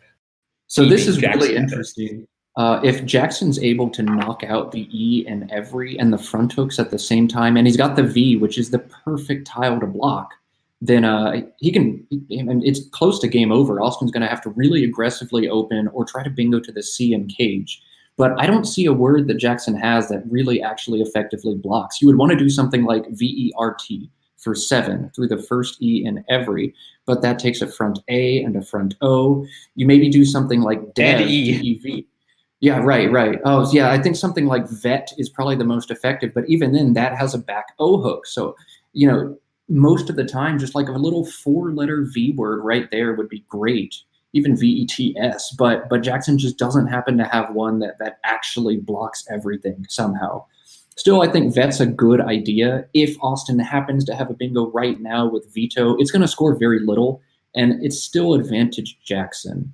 But I think this is a great thing. Drew. That does set up a really that doesn't really deal with every's front hooks. It still allows sevens to come down front hooking that. I don't think Drew is nearly as defensive as you'd like it to be. I think this is a choice between take the equity play and Vrau, which is correct when you ignore defense, or if you try and get cute and make a little block through the E.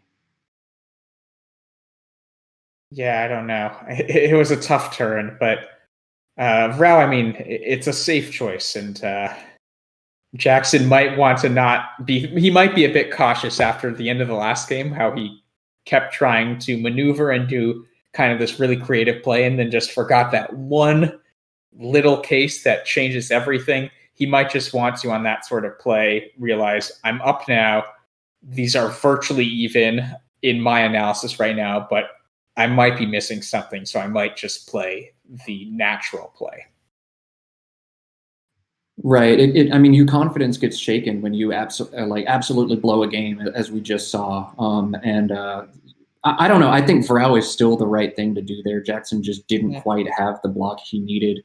And Austin's in an interesting position here. He'd like to try and open this board if he can, but he just doesn't really have a good way to do it. And Jackson, again, doesn't have a good block. He didn't pick up a single vowel after his 3-tile play, and a play like gent through the E is still something he wants to do, but that takes a front A, and he just doesn't have the stuff he needs. Maybe tend, T-E-N-D. I think dent, dent or tend. I'd play tend instead. I don't want to give Austin the D to bingo 2 just on top, but something like that. Still, you want to put the G there. It has the fewest front hooks, right? If you put the G there, then Austin's going to have to bingo down ending in AS or AR, like ASE, ARE, which is a lot harder than ER or ES, which is very common. We see the bag just because Jackson's considering gent? I'm wondering if he sees that there aren't a lot of A's left, because it looks like there's a lot on first glance from our board. So we have, how many A's do we have? It looks like we have 3, 4, 5, 6 played, and Jackson's now holding one. So maybe he's. So we'll monitor the A's, but it looks like Austin is playing a bingo now, Pro-X. So I don't know if that's the highest scoring option. We just have to restart Quackle, so we're entering in the plays again now. We'll have that up shortly, but Pro-X seems like a pretty solid play there. And it might not be enough, though, for Austin to truly come back, just because you can see the score at the bottom. It would score 67 points. Jackson is up by over 80 now, so this probably won't be enough, especially because you're giving a turn back to Jackson, and Jackson has a lead after this kind of play. I guess, Matt, what would be an alternative here? I mean, you have to bingo if you're Austin. You have to bingo now. You can't keep sitting on it. You can't keep waiting and waiting. Jackson is closing the board. You've really got one or two even reasonable lines left. You've just got to take it and, score the most you can and give yourself the most unique floaters that are the hardest to block. And I think Proets does a very good job of that. You can see it looking at the left or right side of Proets. It's pretty difficult to knock out every single one of those letters without giving something back. Maybe a little three-letter word like END, making ERNO and DE or something. But you just want to give yourself the best shot to stay in the game and open up as many lines as you can and also score. Oh, well, I'm liking this. So it looks like he's looking at possibly playing something parallel. Yes, he's going to play Port, setting up Sport. That scores a lot of points, and it will... So interesting. Why would he consider the T there over the R? I think Port to set up Sport is a cool idea if you think that Proets just doesn't score enough there. Yeah, that's a very interesting idea. There are so many S's out, but still, it increases your chances if Jackson can't block there right away. That sort of bingo making a Sport hook is so much more than Proets that I think you really have to think about it. But this is where rack inference is a very big deal. If you think about Jackson's last two plays, he plays VROW through an O and then GENT through an E. To me, that screams, I have 7 consonants, but they're not so bad that I'm going to exchange. Having 6 consonants is not possible because Austin has the last blank. So Jackson's not sitting on a blank. And if Jackson doesn't exchange big on the Vrau turn, he almost certainly has an S. I think Austin probably thought through all of that. Port was a really cute idea, a really smart idea, but I think you have to pull it back because I think it's just a little too likely, a little too obvious that Jackson's sitting on an S in that situation. So I think that's a great call by Austin. Yeah, but I love the idea, and I loved him laying it down just to sort of examine, is this worth it? And so Austin narrows the gap. Jackson's now up 333 to 315, and it is Jackson's turn. So he has a bit of a score advantage and a bit of a tempo advantage here. This will be interesting to see how Jackson responds. I mean, there aren't really that many great spots for his letters at this point. He has, I guess, off of the ER and E in Toonie, Radix, and Deb, he could make a play with the H.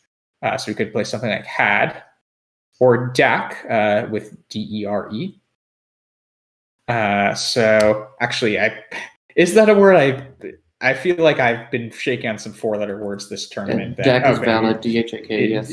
DERE, I meant, is the one I was okay, unsure about. That is valid as well, yes. Cool. So those are some possibilities maybe for him. Are you seeing any other options, Matt? I'm probably playing on the left side of quinoa here. I desperately, if I'm Jackson, want to block the E in Proets. I think that is Austin's best chance to have a second consecutive bingo. I just don't think I have a play that's good enough to do that at this point. I'm sacrificing too many points to do that. And Jackson is only up by 18. It feels like he's really, running away with this one. Yeah, no, it's only an 18-point lead after that bingo. I think Jackson needs to just take the points with HAD on the side of quinoa and hope that he's able to do something, about the E next turn, maybe. Would you consider, if you want to block the E, would you consider Hant making agent? No. Okay. There are two unseen S's. That opens the 5 row for any bingo ending in an S or an E or an A. You absolutely can't do that. Jackson looking at had in a different spot instead, scoring 21. Yeah. I don't really know why you would play that when you can score 25 over on the other side. Maybe Jackson just hasn't noticed it yet. I think it's because the K is valuable in that quinoa spot, and I don't think there are any other tiles left that are valuable there. So that's a fair consideration too. Yeah, we can ask him about it after the game, or at the end of the series, perhaps. I believe we're going to go through and probably post-mortem each game, look at 2 or 3 interesting positions. And should Jackson end up losing this one, like that could be a reason why. 4 points is valuable in a slugfest like this. And Austin has some great scoring tiles right now. Bingo's probably not going to happen again in this game, but scoring will. And especially with Austin Shin, the scoring never stops. And ZSS, those are the best scoring tiles left in the game. He's got all of them on his rack right now. Yeah, if we could see the contents of the bag from Austin's perspective, try to figure out what could be a map for him to getting a win here. So the J is also still out. That is going to be tougher to play off than a letter like the K here. I guess what Z plays does Austin even have? I guess he has Zaz for 29. But yeah, would that be enough, or do you just play off the only Z with like Za off of Cage and try to go more for Bingo straight up? What would you consider here, Matt? If I'm Austin, I don't think I need to Bingo to win this game. It's tough. It's really tough. He's in a tough position, and I'd love to see how he plays it. This again will be educational for every single person watching this game. How do I handle a situation like this? He's probably thinking about big threats that he could have. He's probably thinking about setting up that Z. He's probably looking at how bad the unseen pool is. It doesn't look nice, but is it bad enough that I can try and catch Jackson with his pants down and like he has no good options? Very curious to see how he plays it. I would guess he just plunks the Z next to Cage, playing ZA for 22. But I could also very much see a play like Zaz and Severy coming down. Yeah, well, now he's considering gas, and he switches it to Zaz. So the chat points out that if he just fishes the Z, he could pull into, I guess, a Swager, ASSUAGER to the R in Proets. And also, like, fishing one tile scares Jackson a lot. So maybe Jackson decides he really needs to block the board right now and gives up a lot of points to do so. I think that's a really fun idea for Austin. Sim really loves G8 SAU, and I'm trying to understand why. So SAU G8, I need to... So that's Severy, AN, and UT. Yeah, that's... What does that even set up? Yeah, I'm not seeing it right away.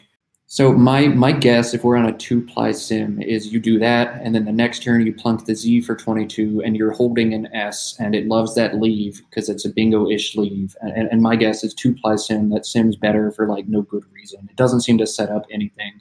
If I'm Austin, I'm scoring points, and I'm probably cashing the Z right now. Either Zaz and Severy as he's thinking, or just the one-tile plunk at N2. Yeah, and when we say 2-ply sim, if you're unaware of that terminology, that just means a simulation 2 turns out, and then after that point, approximating a % chance of winning. So Matt's point is, normally, if you only go a certain turns out, you still have to do some sort of approximation, just like you have to do with no simulation at all. And Matt's point is, even if you go a few turns out, this will look good statically, but we know that's going to be really hard to bingo on this board. So it looks like Austin just decides to score as much as he can right now with Zaz and Severy. I think it's also important that he takes the Jungles. Wait, is junglers a word? Jungles is what he's drawn. Oh, we need to check. Junglers? No, it is not. It is not good. That would be nuts if it were. So I'm curious to see. Oh, he's checking it right now. We've switched over to Austin's display, and he's probably disappointed to see that that's no good. You can see him kind of bring his fist down in frustration a little bit. Yeah, I guess Jackson.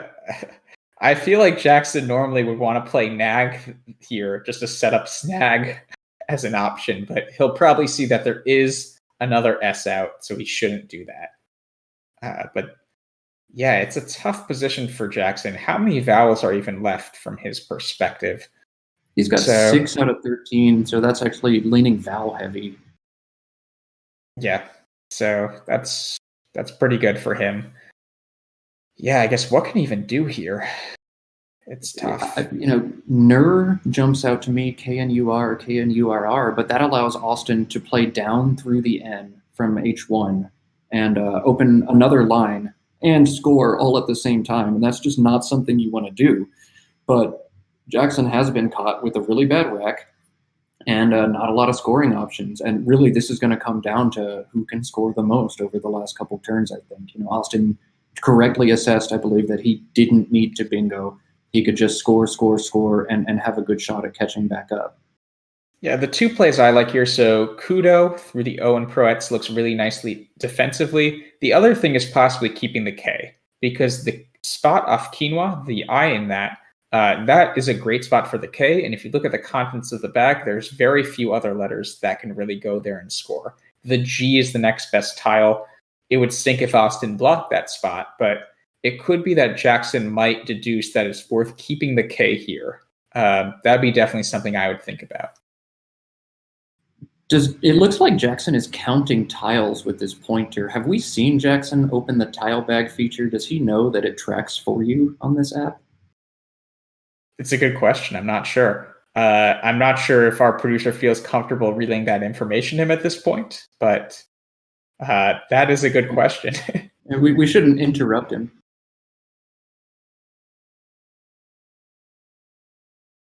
I think the worst thing we could do is interrupt his train of thought. This is one of the toughest positions I've seen this entire series for Jackson. A lot of options. How much can I score? How much do I invest in next turn? If he plays something like Kudo, the defense is great, but it scores 10 and leaves him with NRST, which is not going to net you any points down the road. I just don't think you can afford to do that. You can't be that confident blocking. But what else can he do? So it looks like he might be playing Noir now, keeping the K for next turn. It scores 11, and the K is the most valuable tile left in the game. Oh, I guess the J is still out too. That is something he needs to be thinking about. Yeah, I really like this idea specifically. These are the tiles you probably want to get rid of with the K. The N and the R have great synergy with the K. And so if he draws an I or an E, that will give him kin or ken parallel to quinoa. And he drew an I, so he will have that next turn. Yeah, that was a great choice, I think, by Jackson. Very, very tough position, but you want to hold on to your ammunition for down the road. You don't want to blow it all. You want to score a little bit or guarantee yourself at least a few points in the future. I think that was a great choice. So he has a 23-point lead. It is 367 to 344 with 4 tiles left in the bag. Julep is Quackle's top play right now. I would score 30 points and give Austin a 7-point lead. But my guess is that might not be enough to outrun Jackson once Jackson goes to the end game there. Right. Julep is going to empty the bag, and so both players have exactly 7 tiles on their rack. It's Jackson's turn, so while he's down 7, he could almost certainly think of a situation where he can go out in 2 moves unblockably, and in a close game, whoever goes out first is very often the winner. So if you look... Oh, I was going to say, if you look at the one play ahead of Julep, that would go for junglier. We looked up junglers as a word, but junglier is a word, and there are 2 I's left. So that might be an option too. It also hits jongleur with an O, JONGLEUR. Oh my God. So 3 tiles in the bag. That would be crazy if he decides to do that. I mean, would Jackson sniff that out, do you think? Or if you plunk an S in a 1-tile play at this juncture of a game, absolutely. Yeah, I mean, but it's such a cool idea. Yeah, I mean, Jackson's going to have to come up with an effective block that still scores well, but then Austin, it holds Julep, but then Jackson's going to be looking at that R to try and block, and there's a good chance Julep goes away if the R gets blocked as well.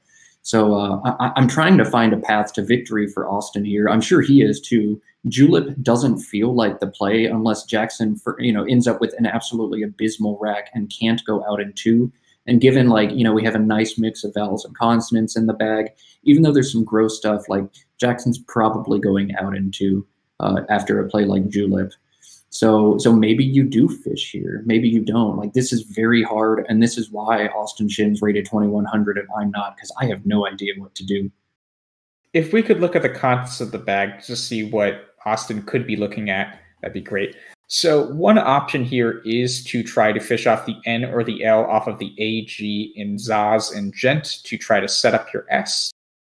You might, if you think that Jackson isn't likely to have a bingo here. So you're not going to be giving it bingos, and it might just force Jackson to actually have to use all of his artillery to go there and block.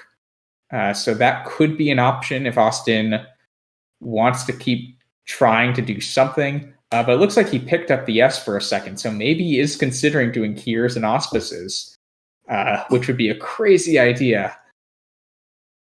If you put down just the N, you make NAG for 4. If you draw Jungle's back and Jackson doesn't have an S for snag, then that could make things a little bit interesting. But I think fishing the S is a really neat idea. I think Austin's in a pretty bad shape, and he did draw Jongleur and immediately sets it up. Wow. So we'll see what Jackson does. I'd be shocked if he doesn't block, but we'll see exactly how he blocks. And you can see, he's opened the bag, and he's really trying to assess what threats are available. Looks like Jackson really wants to play Nur. He might want to think about shifting that over one spot. Maybe not. We need to figure out exactly what possibilities are there. But, Jackson knows there's really only one good spot. I wonder if there's any unseen bingos with like an I over with quinoa. We've already seen Austin bingo making QI earlier this set with Epi Naoi and QI. Doesn't look like any of that is possible right now in this unseen pool. So I think if Jackson just deals with all of the threats through Proets, he might win. Trying to find bingos that end in an I or something that Nur wouldn't block, or end in IE. Yeah, it's I'm not really seeing anything. I don't see anything, at least. But these players are much better than me, so I guess Eulogia, would that fit? Oh my goodness, Eulogia would fit, and that's another thing that maybe you fish for. But he can't know that Jackson's going to, he's not fishing for Eulogia here. He's fishing for something that actually plays on the board. So Jackson's got to try and figure out, is he fishing for something down the C row, something really weird, or is he fishing for 8s through the P or through the PR or O? And I don't see anything in the unseen pool that could fit down the C column. Jackson's going through all the possibilities right now as well. Yeah, and so one thing to just point out to people, since we're talking very in-depth strategically here, let's just blow it up a sec. Matt mentioned, which is a great point, that Jackson needs to be thinking not only what bingos are available in the bag, but what bingos are most likely, given the fact that Austin just played Auspices.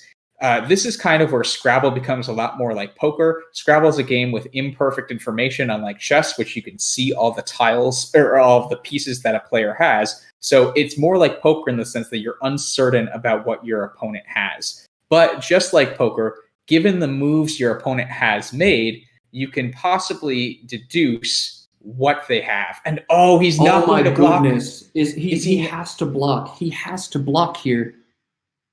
Oh my goodness, he's thinking. He hasn't hit confirm. He's probably counting and trying to figure out what he can survive. Maybe he can survive a little baby bingo with all 1-pointers to the R, but there's no way he survives Jongleur. And I can't believe surely he's just thinking about this right now, but I can't believe he's not. Oh my goodness. Oh my God. Jackson.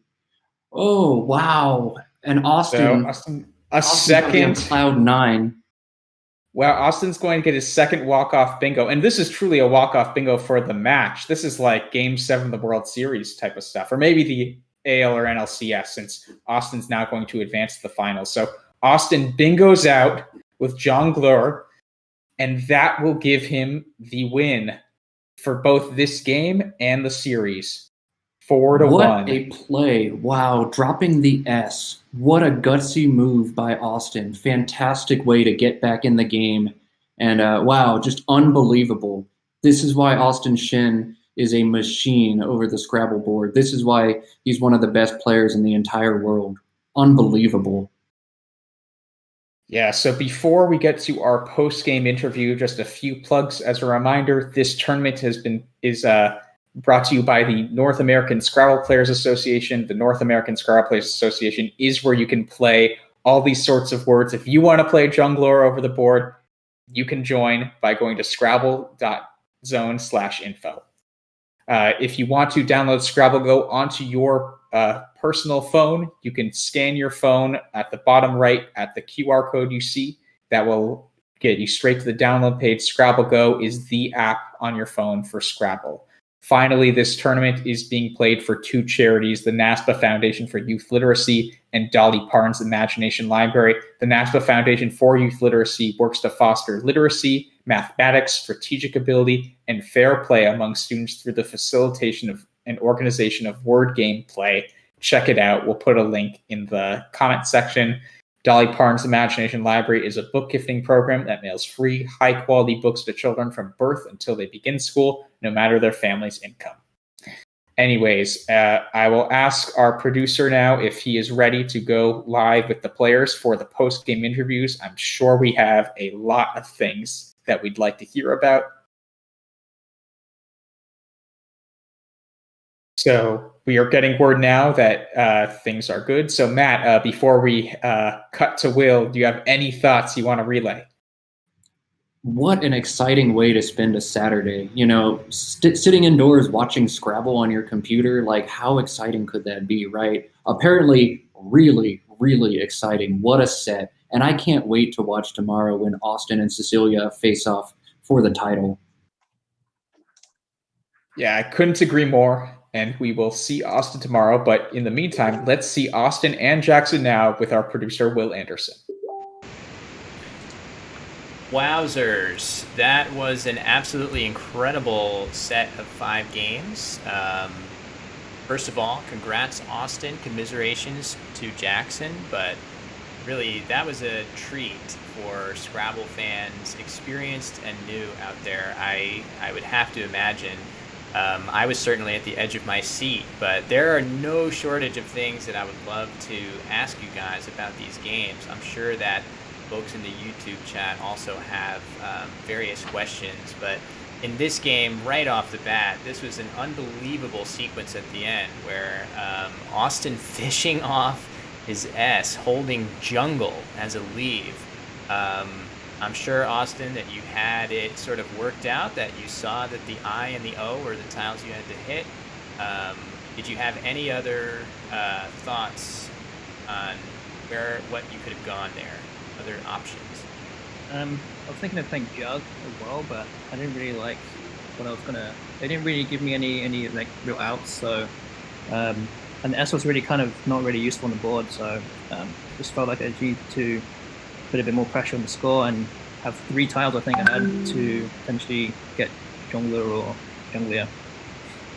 Yeah, and Jackson, from your point of view, the very first thing you laid down was Nur, and I assume you picked it up probably out of concerns from the score being just not quite enough in such a close game. What were you thinking on that, that final turn there for you? When you played Kin over Nur, was that just sort of a score? Anytime that Austin misses his bingo after Kin, you're probably winning the game. You just have to dodge that bingo. Yeah, that was the idea. Like I figured he was fishing for something to the R. Janglier was what I was assuming, but yeah, there's a few options. Yeah, so I figured that after Nur, he can outscore me through the N to the triple. And so I was trying to figure out which one was more likely, whether he hit his bingo or whether he would just outscore me with the J. I felt like it was pretty likely he had the J given his fish. So yeah, I just ultimately decided that Kin was more likely to win and just go all in on him missing his fish. I'm not sure if it was the best chance. Yeah, that was going to be tough because there's plenty of racks that Austin could have had that would have scored really well to the triple after Nur. So you're sort of ceding victory in a lot of cases.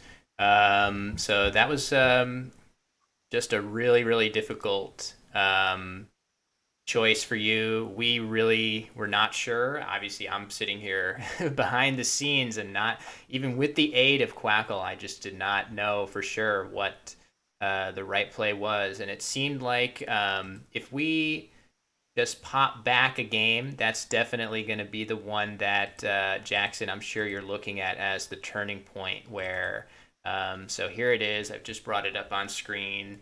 So Matt Canick, our co-commentator, told us the bad news, which is simply that you had overlooked the A hook on sign after Austin's play of Sig. So that had to have hurt. Take us through that. That was an unbelievable game, back and forth series. Really, really difficult positions for both of you the entire game long. But was that? I guess that was just simply not thinking about the Signa hook there. Is that true? Yeah, that was just me being an idiot. Didn't see the Signa hook. Yeah, I mean, the standard you're setting is so high. You made so many unbelievably good plays that it did hurt for us to see that play come down. And Austin, from your perspective, that just must have been manna from heaven to get that lane open in that game. What was your assessment of your winning chances in this game? Some of the plays in the mid game. I should also ask, in this game, the audience and the commentators were wondering for both players, how close were you in your mind to extensions of orations? Was that something that you guys were thinking about at any point? In particular, Austin, were you seeing after your play of Sig that you could have drawn the P for perforations in a really, really game-breaking way there? Just wondering your thoughts on that move. I think I saw it like early in the game, but there were so many things going on. I think I must have forgot about it midway and then remembered it again. I wasn't sure if I specifically remembered that when I played Sig, but I remember when I played Sig, there were 3 N's and 3 T's left. So I knew there was a possibility of picking an N for sign and then potentially getting a bingo. But that was my main reason for Sig anyway, just to open up at the other side of the board and hope that I would get a bingo. Yeah, that was just an unbelievable game. Final score, something in the 400 range for both of you. It seemed like it just took Jackson forever to get going in this game. He had a blank right from the get-go, but just brutal, brutal racks to start the game before finally Calderas went down. That was a really, really exciting game to watch. If we continue to rewind back to game 3, definitely other really, really interesting positions in this game as well. Certainly from Jackson's perspective, late in the game, I'm sure that both of you guys, after Austin's bingo of Epineoi, Jackson, it seemed like you were acutely aware of the extreme vowel shortage in the bag. It seemed like your plays indicated full awareness of that. But at that point, Austin had clawed his way to about a 60-point lead. Take us through your thinking on your plays of Wiz, and we saw that you had laid a bye on the board, which that was a really, really interesting play. That's the sort of play we've come to expect from you, but with Wiz and Wares and a bunch of other huge Z plays available, it seemed like you went sort of a different direction there. What was your thinking on that move? Yeah, so I was really close to playing a bye because I think even though he has an S or a blank fairly often and can block it or take it, I think I have to bank on drawing those things in order to win the game. My issue with the bye is that I felt he could have some just minor blocks through the Y that would just kind of ruin me. And same with Ware and Wares. I thought about W-A-R-E, but it just gets blocked so often. He has the D as well. And with Wares as well, I just didn't like my chances of outrunning, especially keeping I-B-Y, which wasn't really good for the pool. So I ultimately chose Wiz because I wanted to go all in on the bingo, and I felt like I could even make potential setups with like AY and ZA next turn, and I liked keeping Wows and Quails open to try to draw like Betrays. That was somewhat likely I could draw Betrays. I know ABY is really cute. It might be best, honestly, just going all in that can't block, especially if he tries to block and I hit Zaire or something. Yeah, that's back my mind. Against a human opponent, not as good, of course, because humans so I think, and Austin sharp enough to easily adjust his plan after a play like a bye to make a blocking move. So Austin, our most, both players, both of you have played so well throughout these 5 games.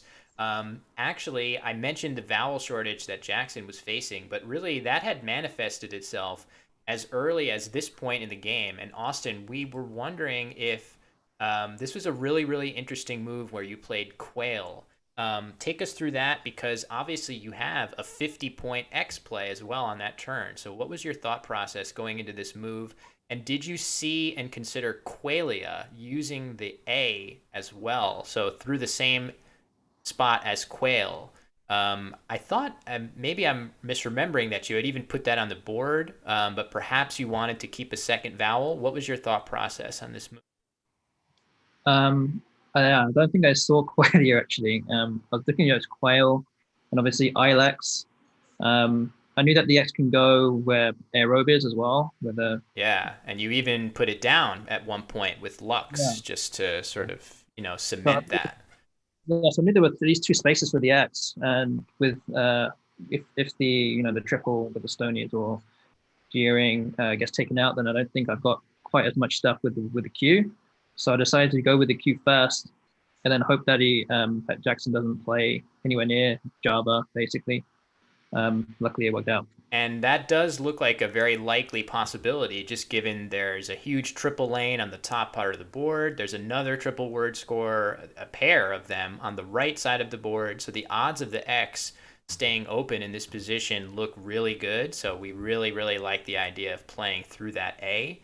And we even thought that perhaps you had seen Qualia and were opting to keep a second vowel just because the shortage was already pretty severe at that point in the game. So even if you had missed that play, it turns out that they're probably roughly equivalent based on the pool. So continuing to fast forward back, there were just so many amazing positions that I'm sure the audience would love to know about in this particular game, which was just another amazing contest on both sides. So Austin, you played Dex on the lower part of the board, and then Jackson holding two T's and then Veins. So Jackson made a very Jackson-esque play, setting up his S. I think we really liked the aggression of that play, but it was a huge swing in the game. Austin, you had two Y's and then TOLE blank. Take us through your thought process on this play here.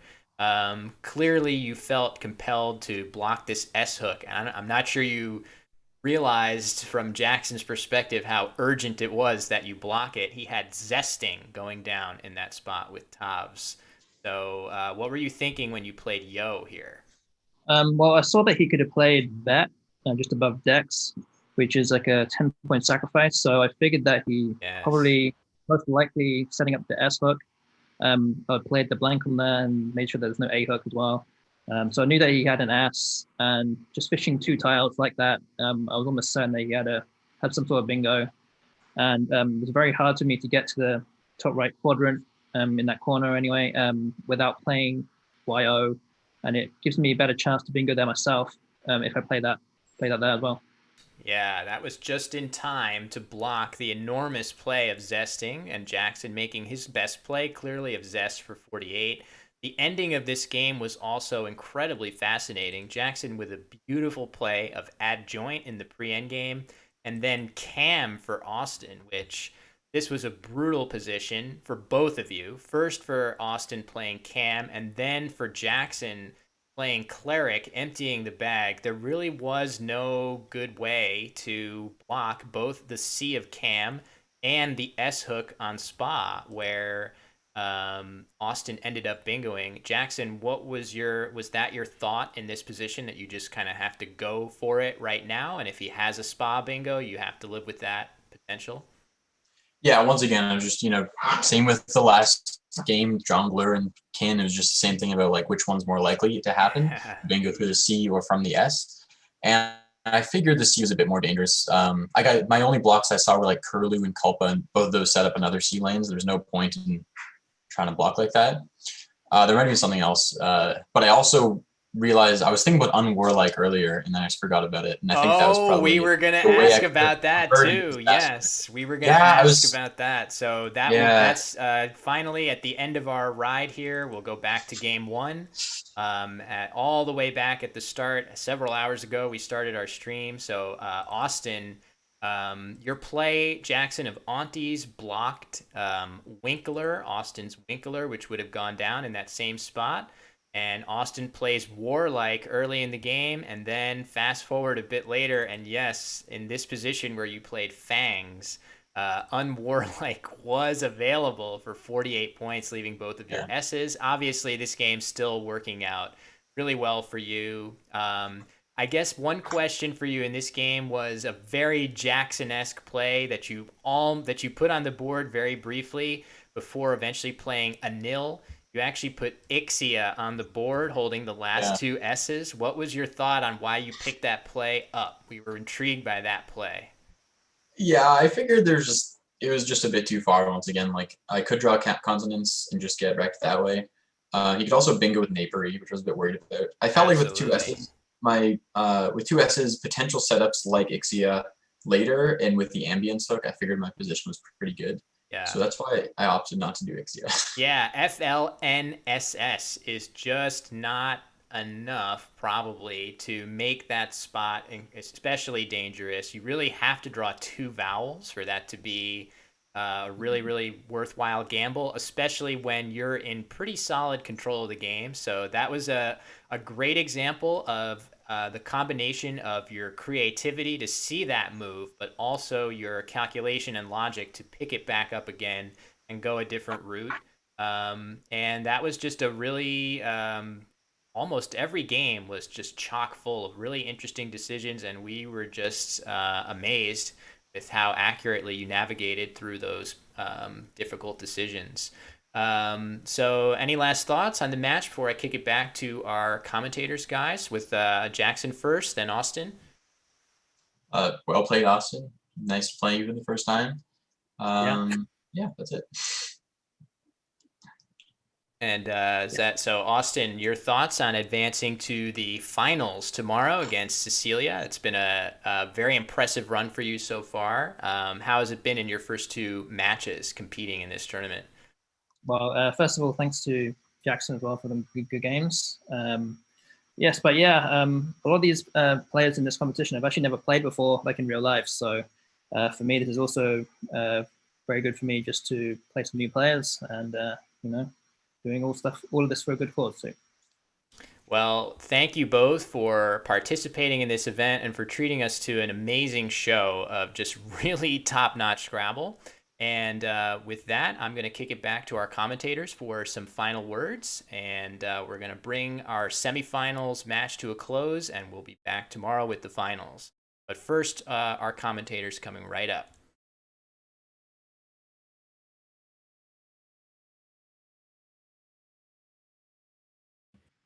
So just a huge thank you to all of our players for this tournament, but also to all the people who have worked tirelessly to put this all together. Josh Greenway, John Chu, Judy Cole, Morris has done a lot of behind-the-scenes work, Christian K, Will Anderson, of course, with all of this stuff set up on his computer and the beautiful display we've got going on. Just want to give a huge, huge thank you and a huge, huge shout out to those people. Quarantine hasn't been fun, but being able to watch some really high caliber Scrabble with a really great production, just thank you to those people so much. And thanks for having me on the show. I really appreciate it. Tomorrow we've got finals. We have Cecilia Lee versus Austin Shin. Should be some more amazing Scrabble to be seen.